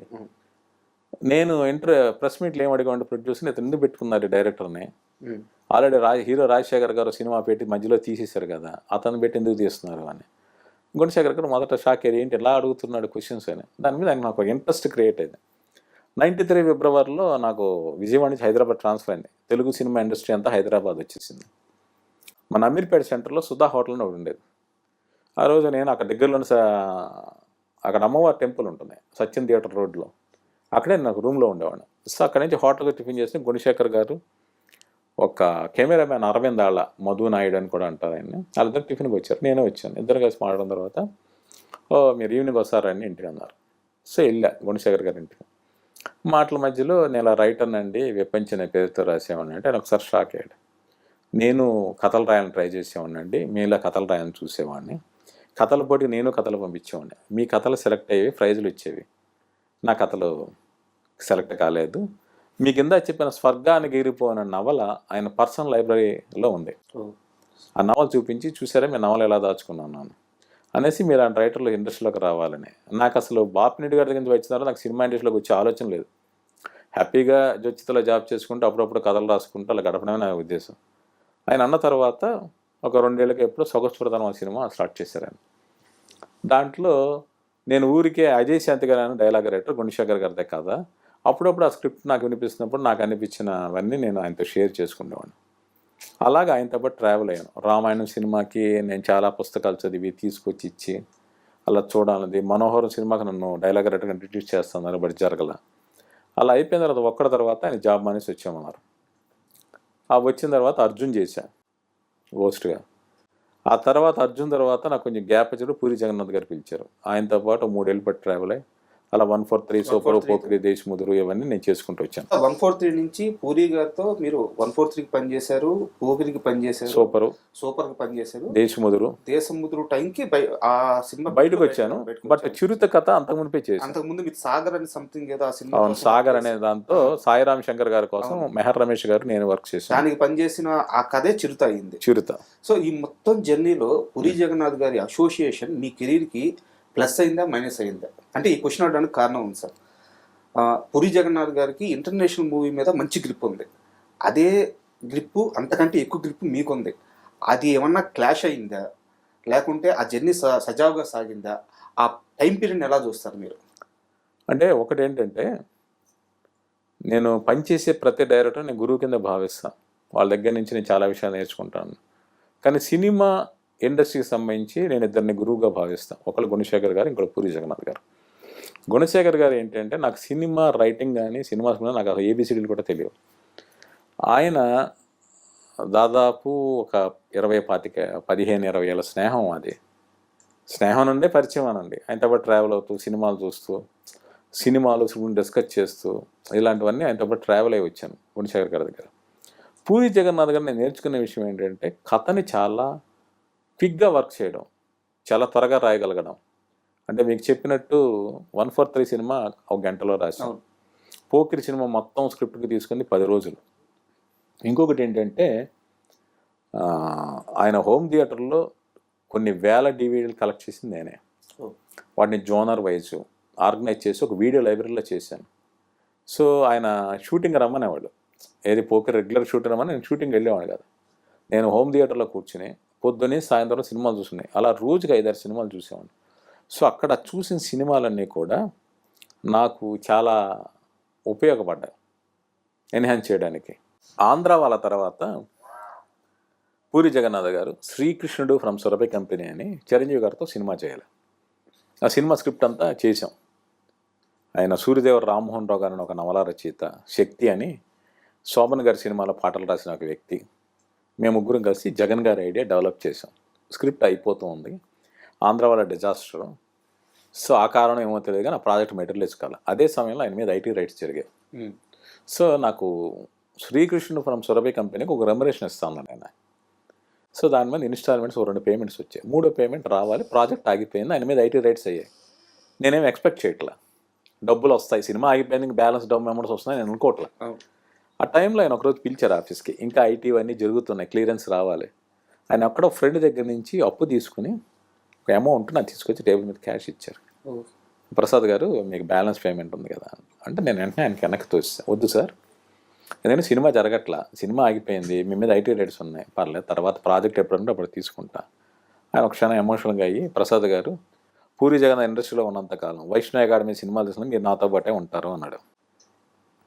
బట్ అది జరగల. ఇండస్ట్రీలో ప్రామిసెస్ అనేవి ఏది జరగదు.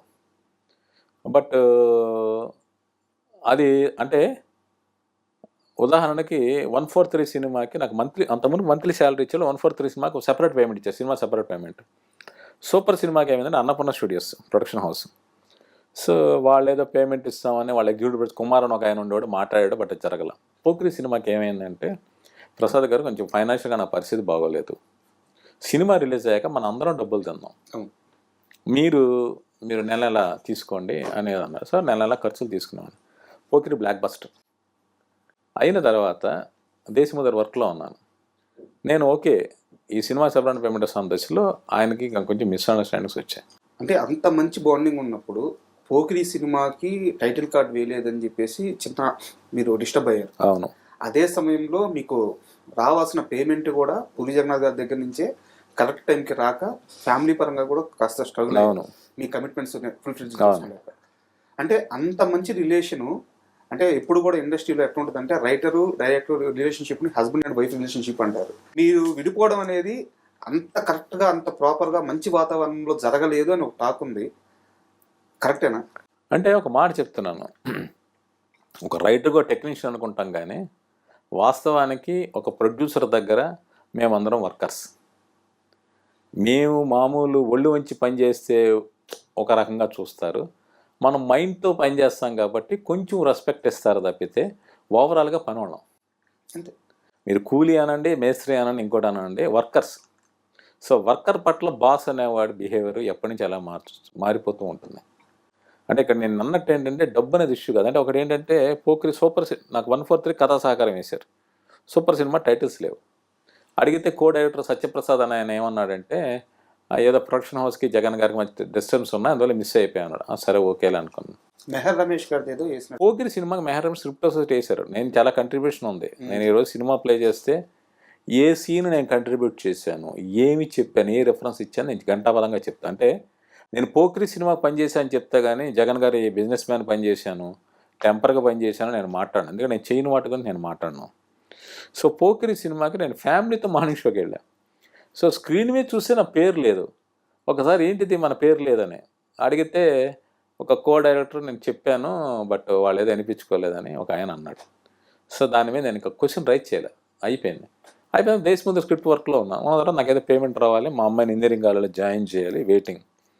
బట్ అది ఇవ్వకుండా ఏమైందంటే ఆల్ ఆఫ్ సడన్ నన్ను ఒక రోజు ఆఫీస్కి పిలిచి మీరు వెళ్ళిపోండి, మీకు ఏదో 2-3 నెలలు పేమెంట్స్ ఇస్తామని చెప్పి కృష్ణ గారు అని ఆయన దగ్గర ఒక ఆయన ఉండేవాడు. ఆయన చెప్పారు. కిషోర్ కృష్ణ కాదండి, కృష్ణ గారు అని ఒక ఎగ్జిక్యూటివ్ ప్రొడ్యూసరు. ఆయన తర్వాత ఇండివిజువల్గా జవాన్ ఏదో సినిమా తీసాడు. ఆయన చెప్పాడు 2006 ఆగస్ట్ 7 ఎప్పుడు చెప్పాను. ఒకసారి ఆగస్ట్ 7 9 గుర్తులేదు. నేను ఒకసారి షాక్ అయ్యాను, ఏంటిది అని. అంటే ఒకటి నాకు తెలిసింది ఏంటి అంటే అప్పుడు జర్నలిస్టులు నేను పనిచేసిన విషయం తెలుసు. ఆయన ఇంటర్వ్యూలో సార్ ఆ డైలాగ్ మీదేనా, ఆ సీన్ మీదేనా అడిగేవాళ్ళట. ఆయన ఎంబరాసింగ్గా ఫీల్ అయ్యాడంట. ఈ విషయం నాకు తెలియదు, ఎవరో అన్నారు. సో అది కారణమా లేదా నాకు తెలియదు, లేక అక్కడ ఎవరైనా నా గురించి వేరేలా మాట్లాడారో తెలియదు. ఏమైనా ఆ మధ్య మా ఇద్దరి మధ్య బాండింగ్ కట్ అయిపోయింది. కట్ అయిపోయిన తర్వాత ఇప్పుడు చిరుత సినిమా మెహర్ రమేష్ గారి కోసం చేసింది. అలాగే బుజ్జిగాడి సినిమా కూడా మొదట నాగార్జున గారి కోసం చేసింది. లాస్ట్ సమురాయ్ అని ఒక హాలీవుడ్ మూవీ బేస్ చేసుకుని దాని మీద ఒక ఇంట్రోల్ వరకే. ఒకరిని చంపడానికి సుపారీ తీసుకొస్తాడు, అనుకోకుండా ఇడు గాయపడి వాళ్ళ ఇంట్లో నుంచి షెల్టర్ తీసుకోవాలి. ఇది పాయింట్. నాగార్జున కోసం చేయాలి, నాగార్జున గారి కోసం సూపర్ టైంలో అది జరగల. తర్వాత బుజ్జిగాడు అయింది. సో అలాగే జ్యోతిలక్ష్మి మల్లాది గారి నవల మిసెస్ పరాంకుశం, ఆ స్క్రిప్ట్ కూడా నేను ముందే వర్క్ చేశాను. అలా కొన్ని స్క్రిప్ట్లు వర్క్ చేశాను. ఆ తర్వాత ఏంటంటే ఇక్కడ ఇండస్ట్రీలో ఏది శాశ్వతం కాదు. సో అది అయిపోయింది. అక్కడి నుంచి మెహర్ రమేష్ గారితో పాటు మిగిలిన ఇండివిజువల్గా ట్రావెల్ చేశాను. మధ్యలో ఒక ప్రాజెక్ట్ జరగాల్సింది, అక్కడ కూడా కొంచెం జరగలేదు. అది నేను మళ్ళీ హట్ అయ్యాను. పూరి గారితోనే 2018లో జరిగిన ఇన్సిడెంట్. సో ఇక జరగల, అయిపోయినప్పటికి కూడా ఆ తర్వాత ఆయనతో నాకు మామూలుగానే రిలేషన్ ఉండింది. మొన్న లైగర్ రిలీజ్ ముందు కూడా నేను పూరి జగన్నాథ్ గారి కోసం వాళ్ళ అబ్బాయి ఆకాష్ గారి కోసం కథ చేశాను. నేను చేసి అంటే ఫాదర్ ఒక తండ్రి కొడుకులు కదా, ఫాదర్గా జగన్ గారు చేయాలి, కొడుకుగా వాళ్ళ అబ్బాయి ఆకాష్ చేయాలి. చేసి నేను ఆయనకి ఫోన్ చేశాను, ఇలా చేశాను సార్ కథ, మీరు వినండి. నేను యాక్టర్ ఏంటండి ప్రసాద్ గారు వదిలేయండి అన్న. కాదు సార్ మీరు వినండి అది ఇది అని చెప్పాను. ఆయన ఒకటి మొరాకోలో ఉన్నారు జనగణమన అనే సినిమా లొకేషన్స్ చూడడానికి. సరే వచ్చాక మనం కూర్చుందాం, నేను వింటానులేండి, చేస్తానో చేయనో నాకు తెలియదు అన్నాడు. బట్ ఒక ప్రొడ్యూసర్ కూడా పెద్ద ప్రొడ్యూసర్ ప్రాజెక్ట్ ప్రొడ్యూస్ చేయడానికి ఆయన ఇంట్రెస్టెడ్. బట్ లైగర్ డిజాస్టర్ తర్వాత ఆయన ఫోన్లో కూడా అందుబాటులో లేరు. నేను ఆయన తిరిగి కాంటాక్ట్ చేసే ప్రయత్నం జరగల. ఇది జగన్ గారితో నా ప్రయాణం. ఇంకో క్వశ్చన్ జగన్ గారి గురించే, లాస్ట్ క్వశ్చన్. అంటే పూరి జగన్ గారి స్ట్రెంత్ ఏందో మీకు తెలుసు, ఆయన ఏ రేంజ్ డైరెక్టర్ ఆడియన్స్కి తెలుసు. సో అదంతా గత కొన్ని సినిమాల నుంచి చూసుకుంటే ఆయన గ్రాఫ్ పడిపోతూ వచ్చింది. నేను ఆయన పర్సనల్ లైఫ్ గురించి మాట్లాడట్లేదు, ప్రొఫెషనల్ లైఫ్ గురించే మాట్లాడుతున్నాను. ఇప్పుడు ఆయన ఉన్న సిచ్యువేషన్ నుంచి మళ్ళీ బౌన్స్ బ్యాక్ అయ్యి ఇదిరా పూరి సినిమా అనే స్థాయి సినిమా మళ్ళీ తీయగలరంటారు? ఇప్పుడు ఒక తెలుగులో సామెత ఉంది, జుట్టున్నమ్మ ఏ ముడైనా వేస్తుందని. సో మనలో ఒక క్రియేటివిటీ టాలెంట్ ఉంటే ఏమైనా చేయొచ్చు. అంటే జగన్ గారి స్ట్రెంగ్త్ ఏంటి అంటే చాలా ఫాస్ట్ షార్ప్ డెసిషన్స్ తీసుకుంటాడు. ఆయన డైలాగ్స్ ఒక క్యారెక్టరైజేషను దాన్ని బాగా క్రియేట్ చేయగలరు. అది ఆయన స్ట్రెంగ్త్. ఆయన స్ట్రెంగ్త్లో ఏంటి అంటే కథ ఎంత ఫాస్ట్గా వేస్తారో కొన్ని చోట్ల ఆయన కాంప్రమైజ్ అయిపోతాడు. త్వరగా రౌండప్ చేసేద్దాం ఈ కథని అనేది. ముఖ్యంగా క్లైమాక్స్ దగ్గర కొన్ని సినిమాలు ఆయన వీక్ అవుతూ ఉంటారు, మీరు ఆ సినిమాలు అబ్జర్వ్ చేయండి. తర్వాత ఏంటంటే మేకింగ్లో కూడా ఇది ఓకే అనుకుంటారు తప్పితే ఇప్పుడున్న స్టాండర్డ్స్కి ఆడియన్స్కి అలా నచ్చట్లా. మీరు ఒక షార్ట్ గంటలో తీశారో 100 రోజులో తీశారో ఆడియన్స్ తెలియకపోవచ్చు, కానీ దాని తాలూకు ఇంపాక్ట్ తెలియాలి. అంటే ఫాస్ట్గా కట్ అవ్వకూడదు, కొన్ని ఎమోషన్స్ స్టే అవ్వాలి. ఇది నేను ఒక వీడియోలో కూడా జగన్ గారికి చెప్పాను. జగన్ గారు మీరు నా మనసులో తెలిసి కరెక్ట్గా చెప్పారని ఆయన ఫోన్ చేసి చాలాసేపు మాట్లాడారు ఆయన. సో ఆయనలో ఆ రైటింగ్ టాలెంట్ క్రియేటివిటీ ఉంది. పైగా ఆయన ప్రొడ్యూసరు, ఆయన ఎవరితో అయినా సినిమాలు చేయగలరు. సో అందువల్ల ఆయన కమ్ బ్యాక్ అయినా బౌన్స్ బ్యాక్ అయినా కూడా ఆశ్చర్యపోవడం అవసరం లేదు, ఆయనకు స్ట్రెంగ్త్ ఉంది. బట్ తాను మార్చుకోవాలి. కొంచెం ఓపిక్గా ఆయన ఏమంటారు స్క్రిప్టింగ్ మీద టైం వెచ్చించి మేకింగ్ మీద టైం వెచ్చిస్తే అది పెద్ద విషయం కాదు ఆయనకి. తోటా ప్రసాద్ గారిని ఇంటర్వ్యూ చేస్తూ మెహర్ రమేష్ గారి ప్రస్తావన లేకుండా ఆ ఇంటర్వ్యూ పూర్తి చేయలేము.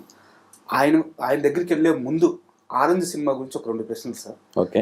ఆరెంజ్ సినిమాకి మీరు బొమ్మరేలు భాస్కర్ గారితో కలిసి వర్క్ చేశారు, నైట్ షిఫ్ట్స్ అన్ని. అవును. సో ఆ మూవీ అప్పుడు అంత ఫలితం ఇవ్వలేదు, కానీ ఆ ఇంపాక్ట్ ఇప్పటికీ అలాగే ఉంది. అవును. అయితే ఆ సినిమా వర్కింగ్ చేసేటప్పుడు మీరు కొంచెం ఇచ్చే సలహా కానీ, ఇది మరీ హార్డ్ హిట్టింగ్గా ఉంది ఆడియన్స్కి, మరీ పచ్చి నిజం చెప్పేస్తున్నావు, కాస్త చూసుకో, ఇలాంటి అలర్ట్ ఏమన్నా ఇచ్చారా? నేను ఇదివరకు ఒక ఇంటర్వ్యూలో చెప్పినట్టే ఆరెంజ్ పరుగు తర్వాత బొమ్మరేలు భాస్కర్ గారు చేద్దాం అనుకున్నారు. ఒక 20-25 మంది రైటర్స్తో కూర్చున్నాడంట ఆయన. నాకు ఆ విషయం తెలియదు. ఒకరోజు రామ్ చరణ్ గారు ఇంటికి పిలిపించి, ఇప్పటికి 25 మంది రైటర్లు వెళ్ళిపోయారు ప్రసాద్ గారు, మీరు ఆయనతో ట్రావెల్ అవ్వండి, కనెక్ట్ అయితే కంటిన్యూ చేయండి, లేకపోతే మాత్రం మీరు ఫీల్ అవ్వద్దని ముందే చెప్పాడు ఆయన. ఓకే. సరే ఓకే అండి అన్నాను. నేను భాస్కర్ గారిని కలిసిన తర్వాత ఆయన నాకు కనెక్ట్ అయ్యాడని నేను చెప్పిన పాయింట్స్తో అలా ట్రావెల్ అయ్యాను. ఒక 1.5 years ఆగాను. అంటే నేను 2008-9లోనే ఆయనతో ట్రావెల్ అయితే దాదాపు 1.5 year జరిగింది. 1.5 yearలో ఏంటి అంటే ఆయనకు ఒక సాటిస్ఫాక్షన్ ఉండదు. ప్రతిరోజు ఆయనకి పరగొడుపు కిందే ఉంటుంది. రాత్రి 2 గంటలకు 3 గంటలకి కడవలే కాపాడెత్తరే అంత అలా గోడకేసి కుట్టుకుంటూ ఉంటాడు ఆయన, భగవంతుడా కాపాడు అని. సీన్ ఏంటి మనం చెప్పాలి తాపత్రయపడుతూ ఉంటాడు ఆయన. విన్నాను సార్, షూట్కి వెళ్ళే ముందు దాకా కూడా సీన్ ఫైనల్. మార్నింగ్ 6 గంటలకి షూటింగ్, నేను నా హెల్త్ పాడయ్యాక డయాలసిస్ చేయించుకుని ఈ డిస్కషన్ కోసం అర్ధరాత్రి పెట్టుకునేవాడిని. ఒక 8 గంటలు నేను డయాలసిస్ వెళ్తే 4 hours ప్రాసెస్, 12 o'clock వెళ్ళి 12 నుంచి ఎర్లీ మార్నింగ్ వరకు వర్క్ చేసి అప్పుడు ఇంటికి వెళ్ళేవాడిని. నేను ఈయన కోసం డిస్కషన్ కోసం వెళ్ళేవాడిని. వెళ్తే అప్పుడు శివకుమార్ అని ఒక తమిళ రైటర్ ఉండేవాడు. ఆయన ఏమన్నామంటే, భాస్కర్ ఇది మన కథ కాదు. ఓకే.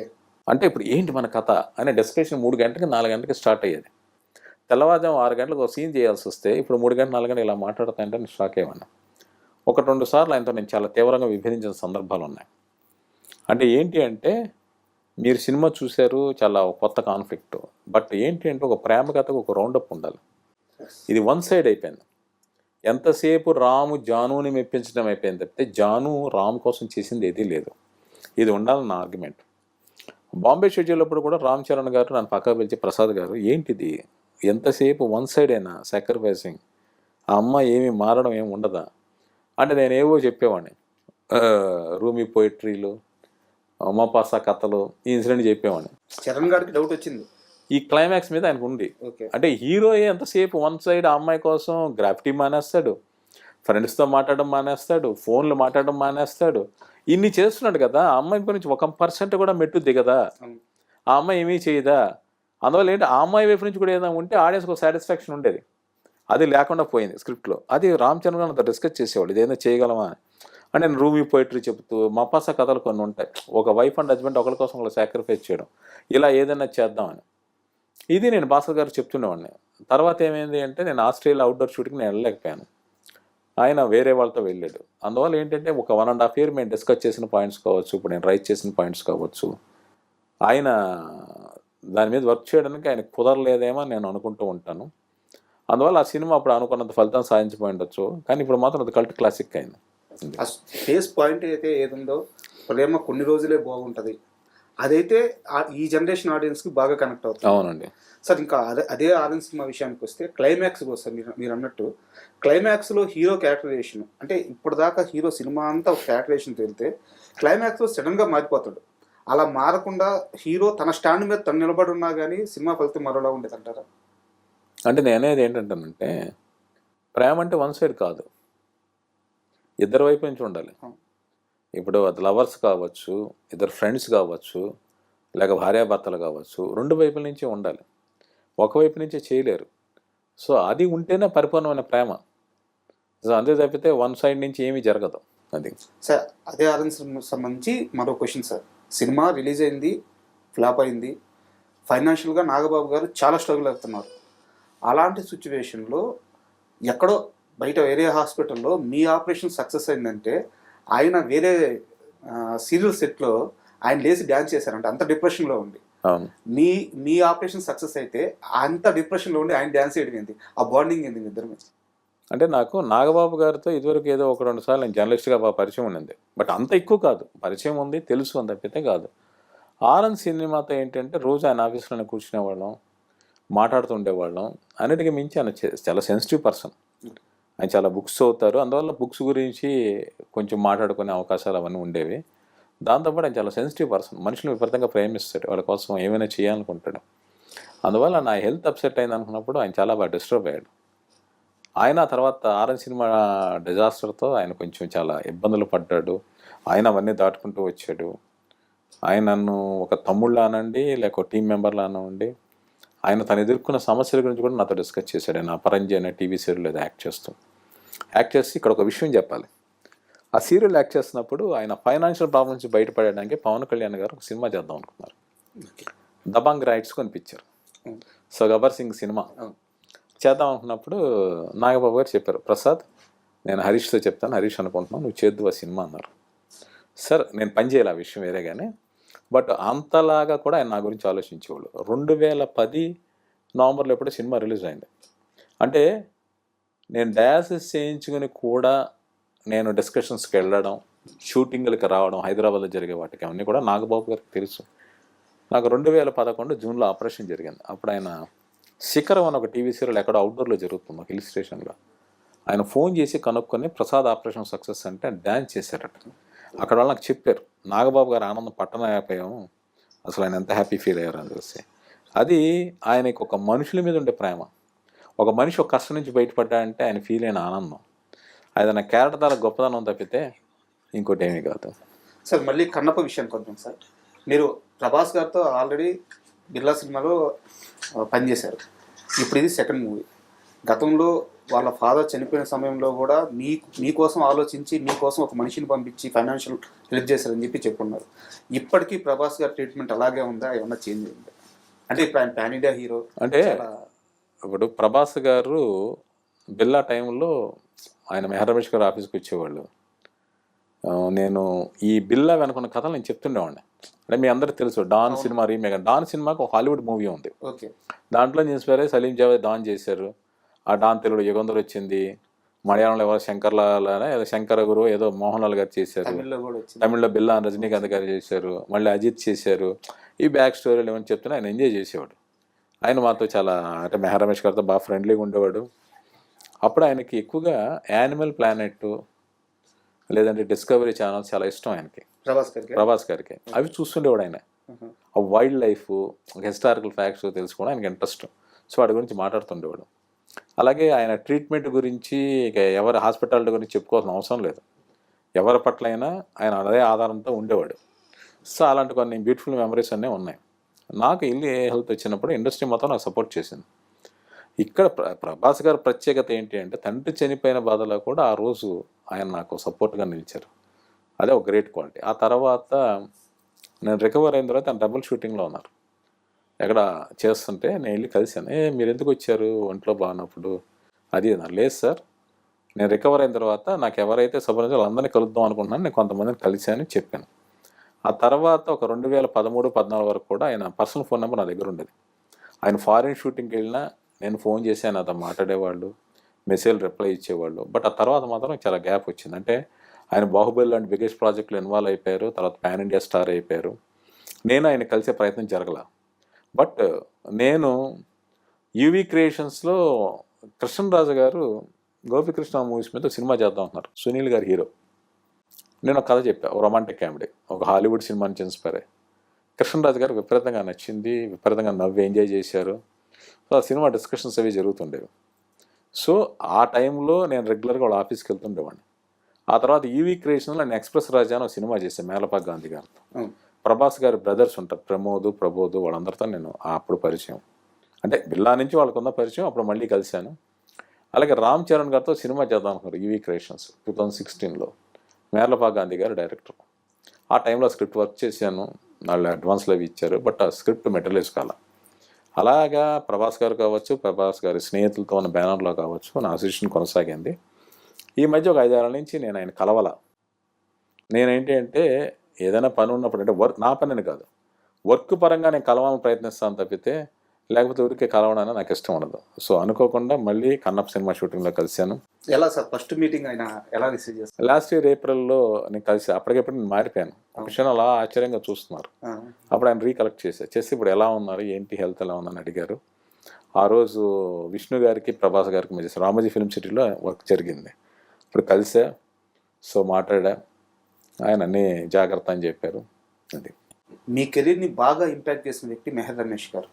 మెహర్ రమేష్ గారు మీకు ఎంత సహాయం చేశారో, మీరు ఆయన సినిమాలకు ఎంత కష్టపడ్డారో ఆల్రెడీ చెప్పేశారు. నేను వాటి మూలాలకు వెళ్ళదలుచుకోవట్లేదు.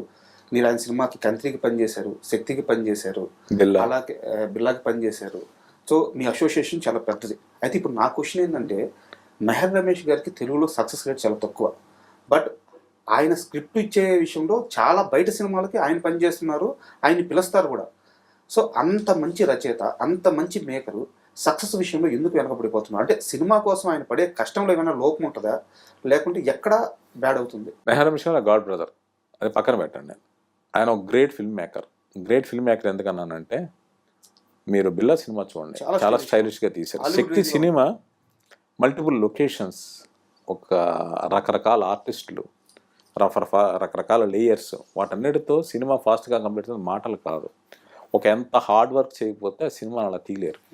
కంటెంట్ జనానికి కనెక్ట్ కాలేదు, ఈ విషయం నేను ఒప్పుకుంటున్నాను. కానీ ఆయన మేకింగ్లో కానీ వర్క్ విషయంలో కానీ ఏమాత్రం రాజీ పడరు.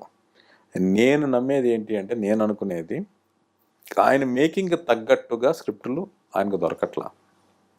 ఇప్పుడు శక్తి సినిమా ఈ విషయం నన్ను మాట్లాడదాన్ని రమేష్ గారు ఇప్పుడు చెప్పారు నాకు. అయినప్పటికీ ఏంటంటే నిన్నంతా ఆయన మీద పడుతుంది కాబట్టి నేను ఇక్కడ ఈ విషయాన్ని బ్రేక్ చేస్తున్నాను. మెహర్ రమేష్ గారు శక్తికి ముందు చేద్దాం అనుకున్న కథ వేరే. ఆ కథ విని ఎన్టీఆర్ గారు ఎగ్జైట్ అయ్యి నేను చేస్తాను, ఆయనే ముందుకు వచ్చారు. అలా అశ్విన్ దత్ గారు ప్రొడ్యూసర్గా వచ్చారు. ఆ కథతోనే సినిమా ఓపెనింగ్ జరిగింది. ఆ తర్వాత దత్ గారు లేదు, ఇంకా భారీ స్పాన్ ఉన్న సినిమా చేద్దాం అనుకుంటే రకరకాలుగా కథ మలుపులు తిరిగి శక్తి అనే సినిమా ఫైనల్ అవుట్పుట్ వచ్చింది. సో ఇందులో తప్పు ఎవరిది లేక ఏంటని కాదు. మెహర్ రమేష్ గారు ఏంటంటే, వాళ్ళు అడిగింది మనం చెయ్యాలి, చేయకపోతే అది మన ఫెయిల్యూర్. మేము అనుకున్నది వాళ్ళు చేయలేదు అన్నది కంప్లైంట్ మనం ఇవ్వకూడదు. వాళ్ళు కోరింది మనం చేయలేకపోయాం, సో మన మీదే తప్పు వేసుకుందాం అని అంటారు తప్పితే దాని లోతుపాతలు ఆయన మాట్లాడడానికి ఇష్టపడరు. నేను కూడా ఇది ఆయన మీద చాలాసార్లు కామెంట్ చేస్తారు. నేను ఒకసారి ఎప్పుడో నేనే మాట్లాడుతా అన్నాను, రమేష్ గారు నన్ను వారించారు. అందువల్ల నేను ఈ విషయం మాట్లాడలేను. కానీ శక్తి సినిమాకి ఆయన తప్పు లేదు. ఆయన అనుకున్న కథ వేరు, తీద్దాం అనుకున్న సినిమా వేరు, చివరికి తీయించిన సినిమా వేరు. ఈ విషయం చాలా స్పష్టం. షాడో సినిమాకి ఏంటి అంటే, ఆయనది కథ కాదు, కోన వెంకట గారు, గోపీమోహన్ గారు రాశారు. సో దాన్ని నమ్మారు, చేశారు, బట్ ఫలితం వర్కౌట్ కాల. బాలా శంకర్ ఒక రీమేక్.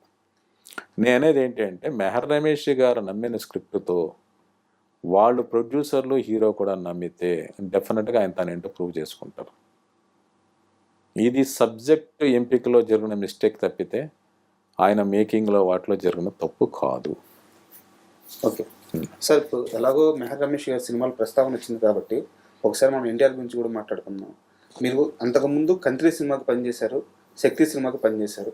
మామూలుగా మనకి ఇండస్ట్రీలో ఎలా ఉంటుందంటే, ఒక చిన్న ఒక ఫ్లాప్ రాగానే ఆ మేకర్ అవసరమా, ఆ రైటర్ అవసరమా, మార్చేద్దాం, ఇలా ఉంటుంది. రామయ్య వస్తావయ్య మూడో సినిమా ఎన్టీఆర్తో. సో తారక్ నుంచి ఎప్పుడైనా అవసరమా తోటా ప్రసాద్ గారు అలాంటి మాట ఎప్పుడన్నా వచ్చింది? అంటే ఇక్కడ చాలామంది తెలియని విషయం ఏంటంటే, గుణశేఖర రామాయణం తీసినప్పుడు ఒక వర్క్షాప్ నడుస్తుండేది. ఇంకా చెప్పాలంటే ఎన్టీఆర్ గారిని రాముడిగా సజెస్ట్ చేసింది నేనే. యాక్చువల్గా ఆయన అప్పుడు రాయన్ ప్రసాద్ గారితో సినిమా చేద్దాం అనుకున్నారు. ఎంఎస్ రెడ్డి గారు ప్రొడ్యూసరు. ఒక 5 రోజుల పెళ్ళి, ఆ పెళ్లి కొడుకు పెళ్లి కూతురు మిస్ అయిపోవడం ఇలాంటిదో కాన్సెప్ట్. అంటే ఒక చరణదాస్ సినిమా లాగా, ఇప్పుడు లాపట్టా లేడీస్ ఏదో ఉందో అలాంటి కాన్సెప్ట్ అది. అది రెక్కని రవీంద్రనాథ్ ఠాగూర్ గారి నవల, దాని మీద వర్క్ చేస్తున్నాం. 5 రోజులు పెళ్ళి, దసరాకు ఓపెనింగ్. ప్రసాద్ గారు, నేను మీ ఎండి గారితో మాట్లాడతాను, మీరు జాబ్ లీవ్ పెట్టించేయండి, మీరు రాత్రి అయ్యేదని గుణశేఖర్ గారు అన్నారు. ఆల్ ఆఫ్ ఎ సడన్ ఆయనకి పిల్లలతో రామాయణం చెప్తే ఎలా ఉంటుందని థాట్ వచ్చింది. గుణశేఖర్ గారు ఇప్పుడు పంజాగుట్లో ఇప్పుడు ఆ మాల్కి ముందు కార్నర్లో ఒక ఇరానీ కేఫ్ ఉండేది. అక్కడ మేము ఇద్దరు కూర్చొని మాట్లాడుకున్నాను సాయంత్రం పూట. ఆయన దగ్గరలో నా ఇల్లు ఉండేది. షాన్బాగ్ కాదు, ఈ శ్రీనగర్ కాలనీ రోడ్డు చివరిలో ఒకటి ఉండేది. ఇప్పుడు అది లేదు. ఆ టెంపుల్ ఎదురుగా, దుర్గాదేవి టెంపుల్ ఎదురుగా ఒకటి ఉండేది. అన్నారు ఒకరోజు సాయంత్రం కూర్చున్నట్టు చెప్పారు, ప్రసాద్ గారు పిల్లలతో రామాయణం తీస్తే ఎలా ఉంటుంది. పిల్లలతో రామాయణం ఏంటి సార్ అంటే, జనరేషన్ తెలియట్లేదు, పిల్లలకి పిల్లలతో చెప్పేసి బాగా కనెక్ట్ అవుతున్నాయి. అదిరిపోయింది సార్ ఐడియా అన్న. అంటే ఆయన మొదట మెడ్రాస్ విజయ ప్రొడక్షన్స్ ఎవరి దగ్గరికి వెళ్ళారు, వాళ్ళు నాట్ ఇంట్రెస్టెడ్. ఎంఎస్ రెడ్డి గారు చెప్పాను, చాలా ఎగ్జైట్ అయిపోయారు, ఇది కదా ఈ ప్రాజెక్ట్ చేయాల్సింది. ఆ రాయం ప్రసాద్ సినిమా పక్కన ఆపేసి ఈ సినిమా చేద్దాం అలా రామాయణం వచ్చింది. రామాయణం వచ్చిన తర్వాత దానికి నా దగ్గర మా ఫాదర్ దగ్గర చాలా కలెక్షన్ ఉండేది, ఎవరి దగ్గర లేని రామాయణాలు. విచిత్ర రామాయణం, ఆధ్యాత్మ రామాయణం, వాల్మీకి రామాయణం, రంగనాథ రామాయణం, ఇంకా రకరకాల రామాయణం అవన్నీ తీసుకొచ్చి ఇచ్చి నాకు తెలిసిన రామాయణ కథలు చెప్తూ అని పార్టిసిపేట్ చేస్తుండేవాడిని. నేను దిల్షు నగర్లో ఉండేవాడిని, గుణశేఖర్ గారు పంజాగుట్లో ఉండేవాళ్ళు. ఒకరోజు సాయంత్రం ఎవరిని పెడదామంటే స్కూల్స్ అన్ని తిరిగి పిల్లల్ని సెలెక్ట్ చేద్దాం సార్ అన్న. సార్ అలాగే చూద్దాం అనుకుంటున్నాడు ఆయన. ఒకరోజు సాయంత్రం నేను దిల్షు నగర్ వెళ్తుండగా రవీంద్ర భారతి దగ్గర అలా సిగ్నల్ దగ్గర బస్సు ఆగింది. చూస్తే లెఫ్ట్ సైడ్ ఒక బ్యానరు, మాస్టర్ ఎన్టీ రామారావు నృత్య ప్రదర్శన అని. ఒకసారి టక్కున ఆగిపోయాయి. మాస్టర్ ఎన్టీఆర్, మనకు శ్రీరాముడు అంటే పెద్ద ఎన్టీఆర్ గుర్తొస్తారు, ఇంకెవ్వరూ లేరు. మాస్టర్ అంటే వాళ్ళ మనవడు కదా, రాముడిగా చేయాల్సింది అనిపించింది. తక్కువ బస్సు దిగిపోయా దిల్షు నగర్ వెళ్ళకుండా. అప్పుడు ఆల్ ఇండియా రేడియో స్టేషన్ పట్టిన పబ్లిక్ టెలిఫోన్ బూత్ ఉండేది. నేను ఫోన్ చేశాను గుణశేఖర్ గారికి, ఏంటి సార్ ఏంటి ఇప్పుడే కదా వెళ్ళారు, ఫోన్ చేశాను సార్ ఇక్కడ ఎన్టీఆర్ అని రామారావు గారు మనవడు హరికృష్ణ గారు అబ్బాయి, తను డ్యాన్స్ ప్రదర్శన జరుగుతుంది, అతను రాముడైతే ఎలా ఉంటుంది అని. అంటే అప్పుడు ఎంఎస్ రెడ్డి గారు చెప్తే ఎంఎస్ రెడ్డి గారు గుణశేఖర్ గారు చూసి ఇంకెతనే మన రాముడని ఫిక్స్ అయిపోయారు. ఫిక్స్ అయిపోయిన తర్వాత వర్క్షాప్ నడుస్తుండేది. ఇప్పుడు శబ్దాలయ థియేటర్లో వర్క్షాప్ ఉండేది, మొత్తం పిల్లలందరికీ బిచ్చు అరుణ బిచ్చు వాళ్ళందరూ చేసేవాళ్ళు. ఒక్క రాముడు తప్పితే మిగిలిన పిల్లలందరూ కూడా రకరకాల క్యారెక్టర్లు చేసేవాళ్ళు. ఇప్పుడు సీత వేసిన అమ్మాయి స్మితామాధవ్ అనుకుంటా, ఆ అమ్మాయి మండోదరి క్యారెక్టర్ చేసేది, శబరి క్యారెక్టర్ చేసేది. ఊరికి పెర్ఫార్మెన్స్ మాట. రోజు సాయంత్రం వర్క్షాప్ 2 గంటలు 3 గంటలు నడుస్తుండేది. వెళ్తే నేను సాయంత్రం కూడా ఆంధ్రజ్యోతి ఆఫీస్లో నా వర్క్ అయిపోయి వెళ్ళి కూర్చున్నాను వర్క్షాప్లో. ఈ పిల్లలు చేసిన పెర్ఫార్మెన్స్ చూసినవాడిని. ఆయన ఎన్టీఆర్ చాలా అల్లరి పిల్లోడు, ఎక్కడ కుదురుగా ఉండేవాడు కాదు, అటు చేస్తూ ఇటు చేస్తూ అల్లరి చేస్తూ ఉండేవాడు. కరెక్ట్గా వర్క్ షాప్లో పెర్ఫార్మెన్స్ వచ్చే దగ్గర మాత్రం అలర్ట్ అయిపోయాడు ఫస్ట్ నుంచి అంతే. మిగిలినంతా మాత్రం పిల్లోడు ఎంత మిచ్చిగా బిహేవ్ చేస్తాడు అనుకున్నాను. అలాగే షూటింగ్ టైంలో కూడా ఆయనకి నీలం రంగు వేసేవాడు కదా, ఇలా పిల్లలతో ఆడి మొత్తం నీలం రంగు అంతా పోయేది, మళ్ళీ వేసేవాడు ఆయనకు రంగు. సో ఇలాగ చాలా అల్లరగా చేస్తూ మళ్ళీ పెర్ఫార్మెన్స్ వాళ్ళ దగ్గరికి వచ్చేప్పుడు చాలా అంటే వంశపారంపర్యంగా వస్తుంది కావచ్చు, తనకి చిన్నప్పటి నుంచి పూర్వజన్మ సుకృతం కావచ్చు, అలా చేశాడు ఆయన. అలా రామాయణం అప్పటి నుంచి కూడా నాకు ఎన్టీఆర్ గారు తెలుసు. చెప్పారా తారక్కి మీరు ఇలా జరిగింది బాలరామాయణంలో మీ ఎంట్రీ అని చెప్పి? చెప్పినట్లేదు ఫస్ట్ టైం. అవును, కంత్రి మెహర్ రమేష్ గారు వెళ్ళినప్పుడు ఎన్టీఆర్ గారు ఆఫీస్లోనే కూర్చున్నాం. ఆయన ఆఫీస్లోనే కూర్చుని కంత్రి సినిమా స్క్రిప్ట్ వర్క్ చేసాం. ఆ cinema okay, above average hit రేంజ్లో ఉంది.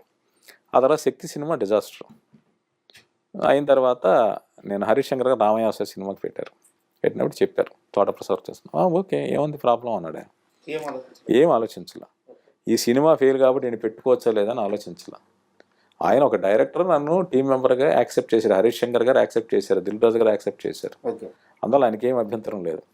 ఇంకా చెప్పాలి అంటే ఆయనతో కూర్చుని మాట్లాడుతున్నప్పుడు రూమ్లో ఎవరైనా సిగరెట్ వెలిగిస్తే ఎన్టీఆర్ గారు, ప్రసాద్ గారు మీకేమైనా ఇబ్బందా అని బయటకు వెళ్ళిపోయి సిగరెట్ కాల్చుకోమానండి. మీ హెల్త్, నా హెల్త్ పాయింట్ ఆఫ్ వ్యూలో మాట్లాడేవాళ్ళు. ఆయన ఎప్పుడైనా సరే నాతో చాలా ఆధారపూర్వంగా మాట్లాడతాడు. సో ఆయనకి నేను చేసిన సినిమాలు డిజాస్టర్స్, వీడిని దూరం నెట్టేయాలన్న ఫీలింగ్లో ఆయన ఎప్పుడూ లేరు. ఎన్టీఆర్ గారు లేరు, అలాగే అల్లు అర్జున్ గారు లేరు. సార్ మళ్ళీ కన్నప్ప విషయానికి వస్తే, మంచు విష్ణు గారిని అందరూ మంచి బిజినెస్ మ్యాన్ అంటారు. అయితే ఇప్పుడు ఆయన సినిమాలకు ఉన్న మార్కెట్ ప్రకారం చూసుకుంటే కన్నప్ప అనేది చాలా రిస్క్ చేయడం అని అనుకోవచ్చు అనమాట. సో ఆ సినిమాకి అవుతున్న బడ్జెట్ ఏంది, ఆ సినిమా ఎంత డెలివరీ చేయబోతుంది, ఈ క్యాలిక్యులేషన్, అంటే మీరు రైటర్ కావచ్చు కానీ వాళ్ళతో ట్రావెల్ అయి ఉంటారు కాబట్టి మార్కెట్ పరంగా ఎంత రిస్క్ చేస్తున్నారు విష్ణు గారు? అంటే మంచి బిజినెస్ మ్యాన్ అంటే చాలా బిజినెస్ ఫ్యామిలీ చేసిన వాళ్ళు రకరకాల బిజినెస్లు నడుపుతూ ఉంటారు. ఒక తండ్రి స్థాపించిన ఒక సంస్థని నెక్స్ట్ లెవెల్ తీసుకెళ్ళడం అనేది విష్ణు గారు చేశారు. అంటే మోహన్ బాబు గారు ఆయన మహానటుడైనప్పటికీ ఆయనకి విద్యారంగం మీద చాలా మక్కువ. వాళ్ళ నాన్నగారు టీచర్ కావడం, ఈయన కెరీర్ వింగ్లో డ్రిల్ మాస్టర్ కావడం, ఎవరైనా సంపాదించిన డబ్బులు రియల్ ఎస్టేట్లో పెడతారు. మోహన్ బాబు గారు తన సంపాదించిన డబ్బులని సినిమా నిర్మాణానికి పెట్టారు. శ్రీలక్ష్మి ప్రసన్న పిక్చర్స్ బ్యానర్ పెట్టి ఎన్నెన్నో సినిమాలు తీశారు. బ్లాక్ బస్టర్స్ ఉన్నాయి, ఇండస్ట్రీ రికార్డ్స్ ఉన్నాయి, కొన్ని డిసప్పాయింట్మెంట్స్ ఉన్నాయి. అయినప్పటికీ ఆయన తన ప్రయాణాన్ని ఆపలేదు. మరోవైపు శ్రీ విద్యానికేతన్ అనే ఒక స్కూల్ని స్థాపించారు. అది ఈరోజు మోహన్ బాబు యూనివర్సిటీగా అంత స్థాయికి ఎదగడానికి కారణం మోహన్ బాబు గారు, విష్ణు గారు. దాన్ని ఇంటర్నేషనల్గా ఉన్న రకరకాల యూనివర్సిటీలకి టైఅప్ చేసి అలా క్యాంపస్ సెలక్షన్లో వచ్చేలా చేసి ఈ టీచింగ్ వాటన్నిటిలో కూడా ఆయన తన ఇన్వాల్వ్మెంట్తో ఈ సంస్థని ఈ స్థాయికి తీసుకొచ్చారు. ఇది ఒకటే కాదు, ఆయన రకరకాల వ్యాపారాలు ఉన్నాయి, అదే ఆయన వ్యాపార దక్షత. సో ప్రతి బిజినెస్ మ్యాను ఈ రూపాయి పెడితే మనకి ఎంత రిటర్న్ వస్తుంది, ఎప్పుడు వస్తుందో ఆలోచించే అడుగులు వేస్తాడు. కానీ విష్ణు గారిలో ఆయనలో ఎంత వ్యాపారవేత్త ఉన్నాడో అంతకు మించిన ఒక ప్యాషనేట్ పర్సన్ ఉన్నాడు. ఆ ప్యాషన్ నటన మీదే కాదు, మన కల్చర్ మీద, మన కథల మీద, మన చరిత్ర మీద ఆయనకున్న ఇష్టం అది. సో కన్నప్ప కథ అనేది మీరన్నట్టు మార్కెట్ లెక్కలు వేసుకుంటే విష్ణు గారికి ఒక 30 ఉండొచ్చు బిజినెస్, ఒక 50 ఉండొచ్చు, లేదా 100 కావచ్చు. కానీ ఆయన బిజినెస్ లెక్కలేదు. ఈ సినిమాని ఈ జనరేషన్ ఆడియన్స్కి చెప్పడానికి కేవలం తెలుగు కాదు, ప్రపంచవ్యాప్తంగా ఉన్న ప్రతి ఒక్కరికి కథ తెలియజేయాలి, శ్రీకాళహస్తి చరిత్ర తెలియాలి, కన్నప్ప కథ తెలియాలి అని సంకల్పించి తీసిన సినిమా. అందులో బడ్జెట్ లెక్కలు వేసుకోవాలి.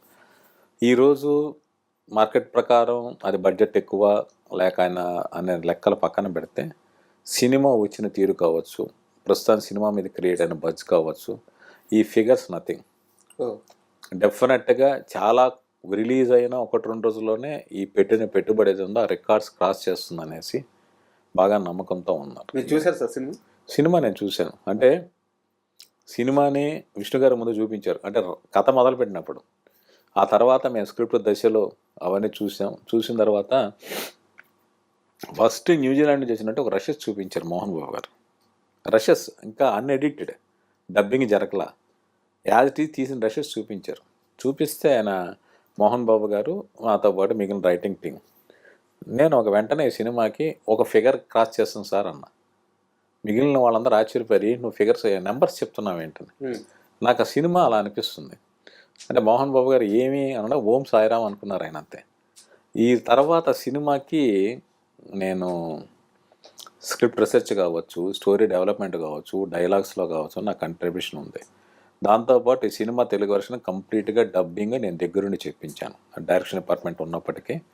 అందువల్ల డబ్బింగ్ దశలో ప్రతి సీను ప్రతి ఫ్రేమ్ ఎన్నెన్నోసార్లు చూశాను నేను. ఆ తర్వాత ఒక 7-8 సార్లు పైన ఈ సినిమా నేను చూశాను రకరకాల దశలో. తెలుగుతో పాటు తమిళం, మలయాళం, కన్నడ, హిందీ ఈ వెర్షన్స్ అన్నీ కూడా నేను చూశాను. చూసిన ప్రతిసారి క్లైమాక్స్ అనేది నా కళ్ళమ్మడ నీళ్ళు ఆటోమేటిక్గా వచ్చేసాయి. అంత గొప్పగా విష్ణు గారు నటించారు. ఇది ఆయనకు కన్నప్ప క్యారెక్టర్కి ఆయన పెడుతున్న బెంచ్ మార్క్. ఇది నేను రికార్డ్ ఇది చేశాను, నెక్స్ట్ మీరు ఏం చేస్తారని ఒక ఛాలెంజ్ విసురుతారు ఈ సినిమాతో. సో సినిమా అంత బాగా వచ్చింది, అంత బాగా విష్ణు గారు చేశారు. సో డెఫినెట్గా ఆయన పెట్టిన పెట్టుబడికి 10 ఈ సినిమా తిరిగి కలెక్ట్ చేస్తుందని అందరి నమ్మకం. కన్నప్పలో అందరూ ఈగర్గా వెయిట్ చేస్తుంది ప్రభాస్ గారు, విష్ణు గారు వీళ్ళతో పాటు మోహన్ బాబు గారి రోల్ ఎలా ఉండబోతుంది అని చెప్పేసి. అంటే కరెక్ట్గా వాడుకుంటే ఇండియాలో టాప్ 5లో కానీ టాప్ 4లో ఉన్నా కానీ టాప్ యాక్టర్ ఆయన కరెక్ట్గా వాడుకుంటే. అలాంటి ఆయన్ని ఎందుకో ఇండస్ట్రీ సరిగ్గా వాడుకోలేకపోయింది, అది ఓపెన్ ట్రూత్, అందరికీ తెలుసు అది. బట్ ఈ సినిమాలో ఆయన క్యారెక్టర్ ఎలా ఉండబోతుంది, ఎందుకంటే ఇంత స్పాన్లో తీస్తున్న సినిమాలో ఆయన క్యారెక్టర్ పక్కాగా హైలైట్ అవుద్ది. సో ఆయన ఎలా చేశారు ఈ సినిమా? అంటే ఇది నటుడుగా ఆయనకి 50వ సంవత్సరం మోహన్ బాబు గారికి. 1975 నవంబర్ 22న ఆయన మొదటి సినిమా రిలీజ్ అయింది, స్వర్గం నరకం, హీరోగా. సో ఇది 2025లో ఈ సినిమా ఏప్రిల్ 25న విడుదలవుతుంది. సో ఆయన స్వర్ణోత్సవ కానుకనండి ఈ సినిమా. ఆయన సినిమాలో మహాదేవ శాస్త్రి అనే పాత్ర చేశారు. సో ఆ పాత్రలో మోహన్ బాబు గారు తప్పితే ఇంకోటి ఎవరు చేయలేరు. అంటే ఒకటి, ఆ పాత్రకు ఒక గాంభీర్యం ఉంటుంది, చిన్న అహంభావం ఉంటుంది, అహం బ్రహ్మోస్మి అన్న ఒక భావంతో ఉంటుంది ఆ పాత్ర. అటువంటి పాత్ర మోహన్ బాబు గారు తప్పితే ఇంకెవరు చేయలేరు. తర్వాత ఆయన మాట్లాడే మాటలు, ఈరోజు ఒక తెలుగు మాట్లాడడం అనేది చాలామంది కష్టమైపోతుంది. అంటే తప్పు కాదు, వాళ్ళెవరూ కూడా తెలుగు వాడు అయినప్పటికీ తెలుగు భాష నేర్చుకోవట్లా, తెలుగు భాష ప్రాక్టీస్ చేయట్లేదు. కానీ మోహన్ బాబు గారి సినిమాలో చెప్పిన డైలాగ్స్ డెఫినెట్గా అసలు నెక్స్ట్ లెవెల్లో ఉంటాయి. Super sir. సార్ కాస్త రైటర్స్ విషయానికి వస్తే, ఇప్పుడు ఇండస్ట్రీలో రైటర్స్ నీడ్ చాలా ఉంది సార్. రైటర్స్ తగ్గిపోతున్నారు, రైటర్స్ అందరూ డైరెక్టర్స్ అవుతున్నారు. ఆ నీడ్ అయితే, ఆ వ్యాక్యూమ్ అయితే అలాగే ఉంది. కానీ మరోవైపు పనిచేస్తున్న రైటర్లకి స్టార్డమ్ రావట్లేదు, వాళ్ళు సాటిస్ఫై అయ్యే రెమ్యునరేషన్ రావట్లేదు. ఇది ఎలా సమన్వయం చేయాలంటారు? అంటే మీరు అన్నారు రైటర్స్ లేరు, రైటర్స్ ఉన్నారు, రైటర్స్ని వాడుకోవట్లా. రైటర్స్ లేకపోవడం కాదు, సినిమా ఇండస్ట్రీలో ఉన్నారు, బయట ప్రపంచంలో ఉన్నారు. కథలు నవలు రాసేవాళ్ళు ఉన్నారు, నాటకాలు రాసేవాళ్ళు ఉన్నారు, లైక్ ఇంకో రకరకాలుగా రాస్తున్న వాళ్ళు ఉన్నారు. వాళ్ళ టాలెంట్ స్పార్క్ గుర్తించి ఎంకరేజ్ చేసేవాళ్ళు తగ్గిపోతూ ఉన్నారు. ఇది ఒక పాయింట్. తర్వాత ఏంటి అంటే రైటర్స్ తగినంత క్రెడిట్స్, తగినంత రెమ్యునరేషన్స్ ఇవ్వకపోవడం వల్ల రైటింగ్ ప్రొఫెషన్ మీద ఎక్కువ కాలం ఎవరు ఉండట్లా. 1-2 సినిమాలకు పనిచేసి దాని మీద వచ్చిన పేరుతో డైరెక్టర్ అయిపోదామని ఆలోచిస్తున్నారు తప్పితే ఎవరు రైటర్గా కంటిన్యూ అవ్వాలని ఎవరు చూడడం లేదు. అది మేజర్ ప్రాబ్లం. రైటర్స్లోనే ఇంకో సమస్య ఉంటుంది సార్. ఇప్పుడు మనకి ఏంటంటే ఇండస్ట్రీలో ఒక టెంప్లెట్ ఉంటుంది. ఆ టెంప్లెట్లో కథ నిరికించాలని చెప్పి చాలామంది ట్రై చేస్తుంటారు. లేదా అంతకు ముందు వచ్చిన సక్సెస్ రిపీట్ చేసి అదే స్టోరీను అలాంటి ఒక టెంప్లెట్ను రిపీట్ చేసి సక్సెస్ కొట్టాలని ట్రై చేస్తూ ఉంటారు. ఈ క్రమంలో రైటర్స్ వచ్చిన తర్వాత రాగా పంచులు రాయి, కోనా వెంకట్లాగా కామెడీ రాయి, ఇలా కంపారిజన్స్ వస్తూ ఉంటాయి. అంటే ఒక్కో రైటర్కి ఒక్కో యూనిక్ స్టైల్ ఉంటుంది. దాన్ని కాకుండా అలా కావాలి ఇలా కావాలని అడిగినప్పుడు ఆ రైటర్స్ మీద ప్రెజర్ పడుతుంది. ఇలాంటి ఎక్స్పీరియన్స్ ఎప్పుడైనా ఫేస్ చేశారా? నేను ఎప్పుడు అలా ఫేస్ చేయలే. ఎందుకంటే నేను ఫలానా వాళ్ళు ఇప్పుడు త్రివిక్రమ్ గారిలా రాయాలంటే త్రివిక్రమ్ గారిని అడుగుతారు, కోన వెంకటంలో కోన వెంకట గారిని అడుగుతారు, నన్ను ఎందుకు అడుగుతారు? అంటే నాకైతే సెపరేట్ మార్క్ ఉందని కాదు, బట్ నా నుంచి ఇంకోటి ఏదో నేను రాయగలను చేయగలను అని పిలుస్తారు. డిస్కషన్స్ కావచ్చు, రైటింగ్ కావచ్చు. సో నేను అది ఇవ్వగలగాలి తప్పితే అంటే ఒక కంపారిజన్ ఉంటుంది. ఏంటి వాళ్ళంత బెస్ట్గా ఒక డైలాగ్ రాశారు, ఒక ఫిలాసఫీ అంత క్లుప్తంగా చెప్పారు, ఒక మంచి జోక్ వేశారు, అలా మనం ఏం చేయగలను ఆలోచించడం తప్పితే ఆ రకమైన కాంపిటీషన్ తప్పితే వాళ్ళని ఇమిటేట్ చేయడం అనేది ఎప్పుడు ఉండదు. ఈ మధ్య వచ్చి చాలా సినిమాలు చూసుకున్నట్టయితే ఇంతకు ముందు సినిమాల్లో లేనిది ఏంటంటే ఒక క్యారెక్టరైజేషను, ఉదాహరణకి ఫస్ట్ హాఫ్లో క్యారెక్టరైజేషను, దానికి తగ్గట్టు ఒక పాట, ఒక కామెడీ ట్రాక్, ఇలా అంతా పెట్టుకొని సెకండ్ హాఫ్కి వచ్చేలాగే ఒరిజినల్ పాయింట్ మీదకి వెళ్తున్నారు, కథలో మెయిన్ పాయింట్ మీదకి వెళ్తున్నారు. ఇది వరకు సినిమా అంతా కథ ఉండేది, ఇప్పుడైతే ఈ ఫెసిలిటీ వచ్చింది. బట్ సమస్య ఏమవుతుందంటే ఎక్కడైతే కథ చెప్పాలో అక్కడ సినిమాలు పోతున్నాయి. మీరు పనిచేసిన హరీష్ శంకర్ గారు కూడా అదే తప్పు చేశారు. మన రీసెంట్ మూవీ ఫస్ట్ హాఫ్ అంతా చాలా నీట్గా తీశారు, రవితేజ గారి సినిమా మొన్న వచ్చారు. ఎక్కడైతే కథ చెప్పాలో సెకండ్ హాఫ్లో అక్కడ తేలిపోయారు. రీసెంట్గా వచ్చిన విశ్వక్సేన్ గారి సినిమాలు కూడా అదే సమస్య. కథ చెప్పాల్సిన దగ్గర తేలిపోతున్నారు దర్శకులు, మిగతా అంతా బాగా తీస్తున్నారు. దీన్ని ఎలా చూస్తారు మీరు? అంటే ఆడియన్స్కి టెంప్లెట్ స్టోరీ టెల్లింగ్ అని నచ్చట్లా. ఓకే, అంటే ఫార్మాట్ ప్రకారం కథ చెప్పడం నచ్చట్లా. మీరు అన్న కథ దగ్గర ఎందుకు ఫెయిల్ అవుతున్నారంటే ఇప్పుడు మనకి ఏది బాగుండాలో దానికన్నా మిగిలిన సైడ్ డిషెస్ బాగున్నాయి అనుకోండి, అది సినిమా డిసప్పాయింట్ చేస్తుంది. కథని కథలా చెప్పుకుంటూ వెళ్ళిపోతున్నప్పుడు డిసప్పాయింట్ చేయదు. కథను లేటర్ అని చెప్పడం కాదు, కథని బిగినింగ్ నుంచి చెప్పుకుంటూ వెళ్తే కథకి ఏది అవసరమో అవన్నీ యాడ్ చేస్తే ఆడియన్స్ ఎంటర్టైన్ అవుతారు. ప్రసాద్ గారు, మీ వ్యక్తిగత జీవితం విషయానికి వస్తే చాలా ఉన్నతమైన కుటుంబంలో జన్మించారు, ఫైనాన్షియల్గా ఆర్థికంగా బాగా బలమైన కుటుంబంలో జన్మించారు. తర్వాత ఏదో ఫైనాన్షియల్ క్రైసిస్, చాలా పేదరికం అనుభవించాల్సి వచ్చింది. తర్వాత కాలంలో జర్నలిస్ట్గా రచయితగా ఎదిగారు. ఒక్కసారి మీ బ్యాక్గ్రౌండ్ నుంచి, ఫ్యామిలీ బ్యాక్గ్రౌండ్ గురించి, మీ కుటుంబ నేపథ్యం నుంచి కాస్త చెప్తారు. నేను అనంతపురంలో పుట్టాను, విజయవాడ తాడేపల్లిలో చదువుకున్నాను. మా నాన్నగారు తోట రామారావు గారు. నేను తాడేపల్లిలో డిగ్రీ వరకు చదువుకున్నాను. సో చిన్నప్పుడు చాలా కంఫర్టబుల్ రిచ్ లైఫ్ లీడ్ చేసాం. మధ్యలో కొంతకాలం నేను కొంత క్రైసిస్ ఫేస్ చేశాను. బట్ నేను మీకు ఎంత చెప్పిన ఇంటర్మీడియట్ నుంచి నేను డబ్బులు సంపాదించడం మొదలుపెట్టాను. ఆ తర్వాత లైఫ్లో రకరకాల ఎత్తుపల్లాలు అవన్నీ సహజం. బట్ అవన్నీ దాటుకుంటే ఎంతకాలం నా ప్రయాణం సాగింది. ఇక నా కుటుంబ విషయానికి వస్తే నా భార్య గీత, నా భార్య నా లైఫ్ పార్ట్నర్ కానీ నా సోల్మేట్.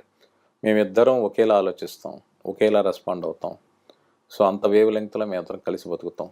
నాకు 2 అమ్మాయిలు, పెద్ద అమ్మాయి శ్రావ్య, అల్లుడు పార్థసారథి, వాళ్ళిద్దరికి ఒక బాబు రుద్ర. అలాగే 2వ అమ్మాయి మనోజ్ఞ, అల్లుడు సాయికృష్ణ, ఒక పాప నిహిర. ఇది మా ఫ్యామిలీ.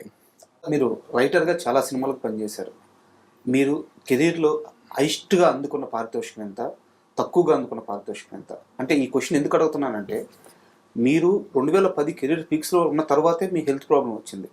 అలాంటి సమయంలో మీ హెల్త్ ప్రాబ్లం మీరు ఫైనాన్షియల్గా బేర్ చేయలేని సిచ్యువేషన్ అంటే ఒక రైటర్కి ఎంత మినిమం అమౌంట్ ఇస్తున్నారో తెలుసుకోవాలంటే. అలా కాదు, ఇప్పుడు నా ఎల్లి హెల్త్ అనేది లక్షలాది రూపాయల ఖర్చుతో కూడుకున్నది. అది నా రెమ్యునరేషన్ తక్కువ అని కాదు.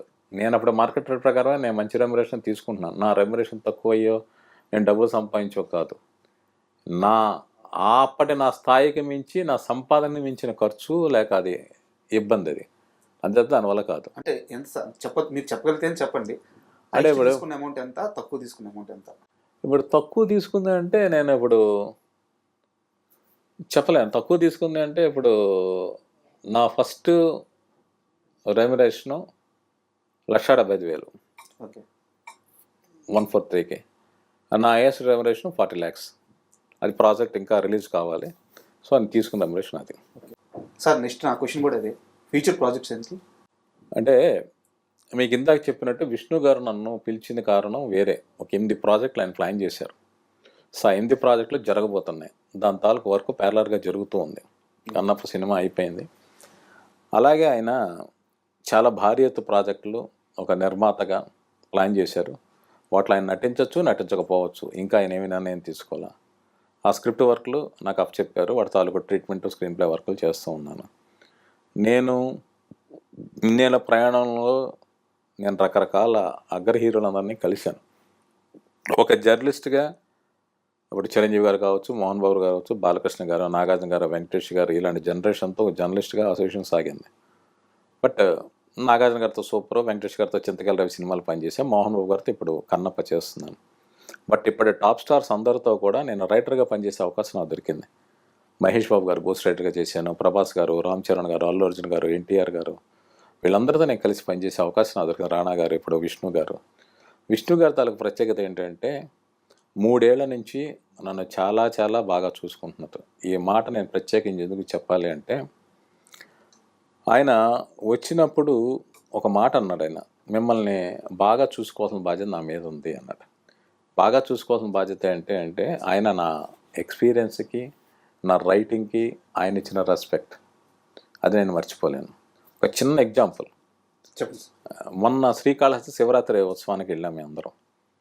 అది దర్శనానికి మోహన్ బాబు గారు, విష్ణు గారు, డైరెక్టర్ ముఖేష్, ఇంకా మిగిలిన యూనిట్ ఆర్టిస్టులు, కొంతమంది టెక్నీషియన్స్ అందరూ లోపలికి వెళ్తూ ఉన్నారు. ఓ పక్కన పోలీసు సెక్యూరిటీ, ఇంకొక బౌన్సర్ సెక్యూరిటీ. అనుకోకుండా ఏమైందంటే ఒక చోటకు వచ్చేటప్పుడు పోలీసు నన్ను ఆఫీసర్, ఓకే, మిగిలిన వాళ్ళందరూ లోపలికి వెళ్ళిపోయారు.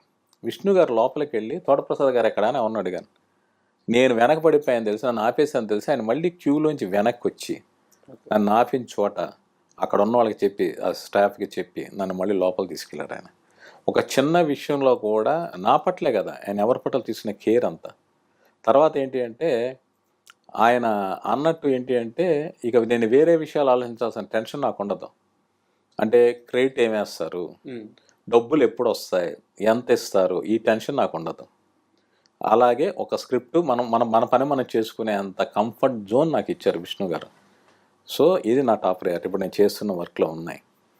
సో ఈ బహుశా విష్ణు గారితో ప్రయాణం కొంతకాలం కొనసాగుతుందని నేను ఆశిస్తున్నాను భగవంతుడి దయతో. అలాగే యోగేష్ కేఎంసీ అని నా ఫ్రెండ్, నాకు ఇండస్ట్రీలో బెస్ట్ ఫ్రెండ్. ఆయన నేను కలిసి ఒక స్క్రిప్ట్ రాసాం. ఇద్దరం కథా స్క్రీన్ ప్లే రాసాం. సంయుక్త మీనన్ గారు హీరోయిన్, రాజేష్ దండా గారు ప్రొడ్యూసరు. మన అక్టోబర్లో ఓపెనింగ్ జరిగింది. రెగ్యులర్ షూటింగ్ నెక్స్ట్ మంత్లో స్టార్ట్ అవుతుంది. ప్రస్తుతం డైలాగ్స్ రాస్తున్నాను. సో ఈ ప్రాజెక్ట్ స్టార్ట్ అవబోతుంది. సార్ ఫైనల్గా ఒక క్వశ్చన్, ఇన్నేళ్ళ మీ కెరీర్లో మీరు వర్క్ చేసిన వాటిల్లో మీకు బాగా హై ఇచ్చిన సీక్వెన్స్ కంటే మీ వర్క్, అంటే ఉదాహరణ చెప్తాను. ఇప్పుడు సూపర్ మూవీ తీసుకుంటే దాంట్లో అలీ ట్రాక్ ఉంటుంది, అది మా అందరికీ చాలా ఇష్టం. ఈ రోజుకి కూడా అది రాసింది మీరే అని, అంటే మీరు రాసిందంటే దాని క్రియేటర్ మీరే అని చెప్పి తెలిసింది. సో ఇలాంటి సీక్వెన్స్లు ఇది నాకు బాగా హై ఇచ్చింది అనేది ఒకటి, నేను బాగా కష్టపడ్డాను కానీ అది రావాల్సినంత రిజల్ట్ రాలేదు అనేది ఒకటి, ఈ రెండు చెప్తారా? అంటే ఇప్పుడు హై ఇచ్చేదని ప్రతిదీ హై ఫీల్గానే మనం పనిచేయలేం.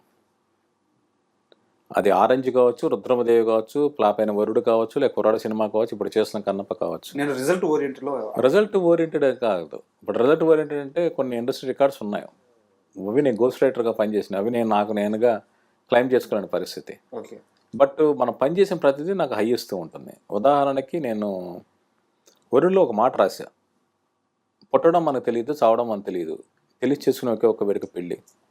ఈ డైలాగ్ అల్లు అర్జున్ గారు నేను చెప్పిన స్పాట్లో ఆయన భుజం మీద చేసి పక్కగా తీసుకెళ్ళి చాలాసేపు దాన్ని అప్రిషియేట్ చేశారు.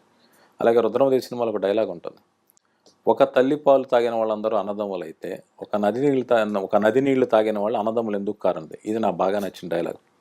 ఇప్పుడు కన్నప్ప సినిమాలో క్లైమాక్స్లో డైలాగ్ ఉంది, సినిమా రిలీజ్ కాకుండా నేను డైలాగ్ చెప్పలేను. కానీ మోహన్ బాబు గారి క్యారెక్టర్ విష్ణు గారిని ఒక ప్రశ్నల పరంపర కురిపిస్తుంటారు, దానికి ఆన్సర్ చేయలేని పరిస్థితి ఉంటుంది. కానీ విష్ణు గారు ఒక ప్రశ్న అడుగుతాడు, ఇక దానితో ఈ మోహన్ బాబు గారి పాత్ర నిరుత్తరుడైపోయి ఏం సమాధానం చెప్పాలో తెలియని ఉంటుంది. అది చాలా గొప్ప మాట, గొప్ప ఎక్స్ప్రెషన్ కింద నేను ఫీల్ అయ్యాను. అంటే సీన్ డిస్కషన్ జరుగుతున్నప్పుడు విష్ణు గారి దగ్గరతో కూర్చున్నప్పుడు నాకు స్పాంటేనియస్గా డైలాగ్ వచ్చింది, అని చాలా మంచి మాట అని ఇన్కార్పొరేట్ చేశారు. ఆ డైలాగ్ నేను ఇప్పుడు చెప్పలేను కానీ అది నాకు బాగా నచ్చింది. అలా నేను పనిచేసిన వాటిలో బిట్స్ అండ్ పీసెస్గా కొన్ని డైలాగ్స్ కావచ్చు, కొన్ని సీన్లు కావచ్చు నాకు బాగా నచ్చుతూ ఉంటాయి. సో అది విషయం. తర్వాత మీరు ఇందాక సూపర్ విషయానికి వచ్చారు.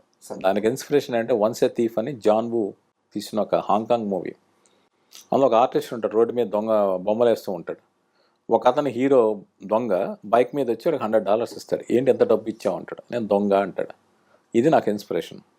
అయిన తర్వాత ఒక దొంగ డబ్బులు ఇస్తే ఏంటి, అతను పట్టుకోవడం పోలీసులు ఏం చేస్తారనేది. ఈ ట్రాక్ నేను రాసిన తర్వాత నేను మళ్ళీ అది ఎలా డెవలప్ అయిందంటే సత్యప్రసాద్ కూడా యాక్టర్ సినిమాకి నేను వాళ్ళ షెడ్యూల్ వేసుకోవడానికి నేరేషన్ ఇస్తున్నాను. ఆయనకి నేరేషన్ ఇస్తున్నప్పుడు చిరంజీవి గారి బొమ్మ వేయడం, సాయి షిండే బొమ్మ అనేది అప్పటికప్పుడు స్పాంటేనియస్గా చెప్పినాయి. అవన్నీ కూడా చాలా బాగా ఆడియన్స్కి నచ్చాయి. ఇప్పటికీ జనం చాలామంది ఎంజాయ్ చేస్తూ ఉంటారు. అది. Thank you sir. అలాగే కన్నప్ప సక్సెస్ తర్వాత మనం మళ్ళీ కూర్చుందాం, మీ ఫ్యూచర్ ప్రాజెక్ట్స్ గురించి డీటెయిల్గా మాట్లాడుకుందాం. Thank you sir. Thank you అన్న.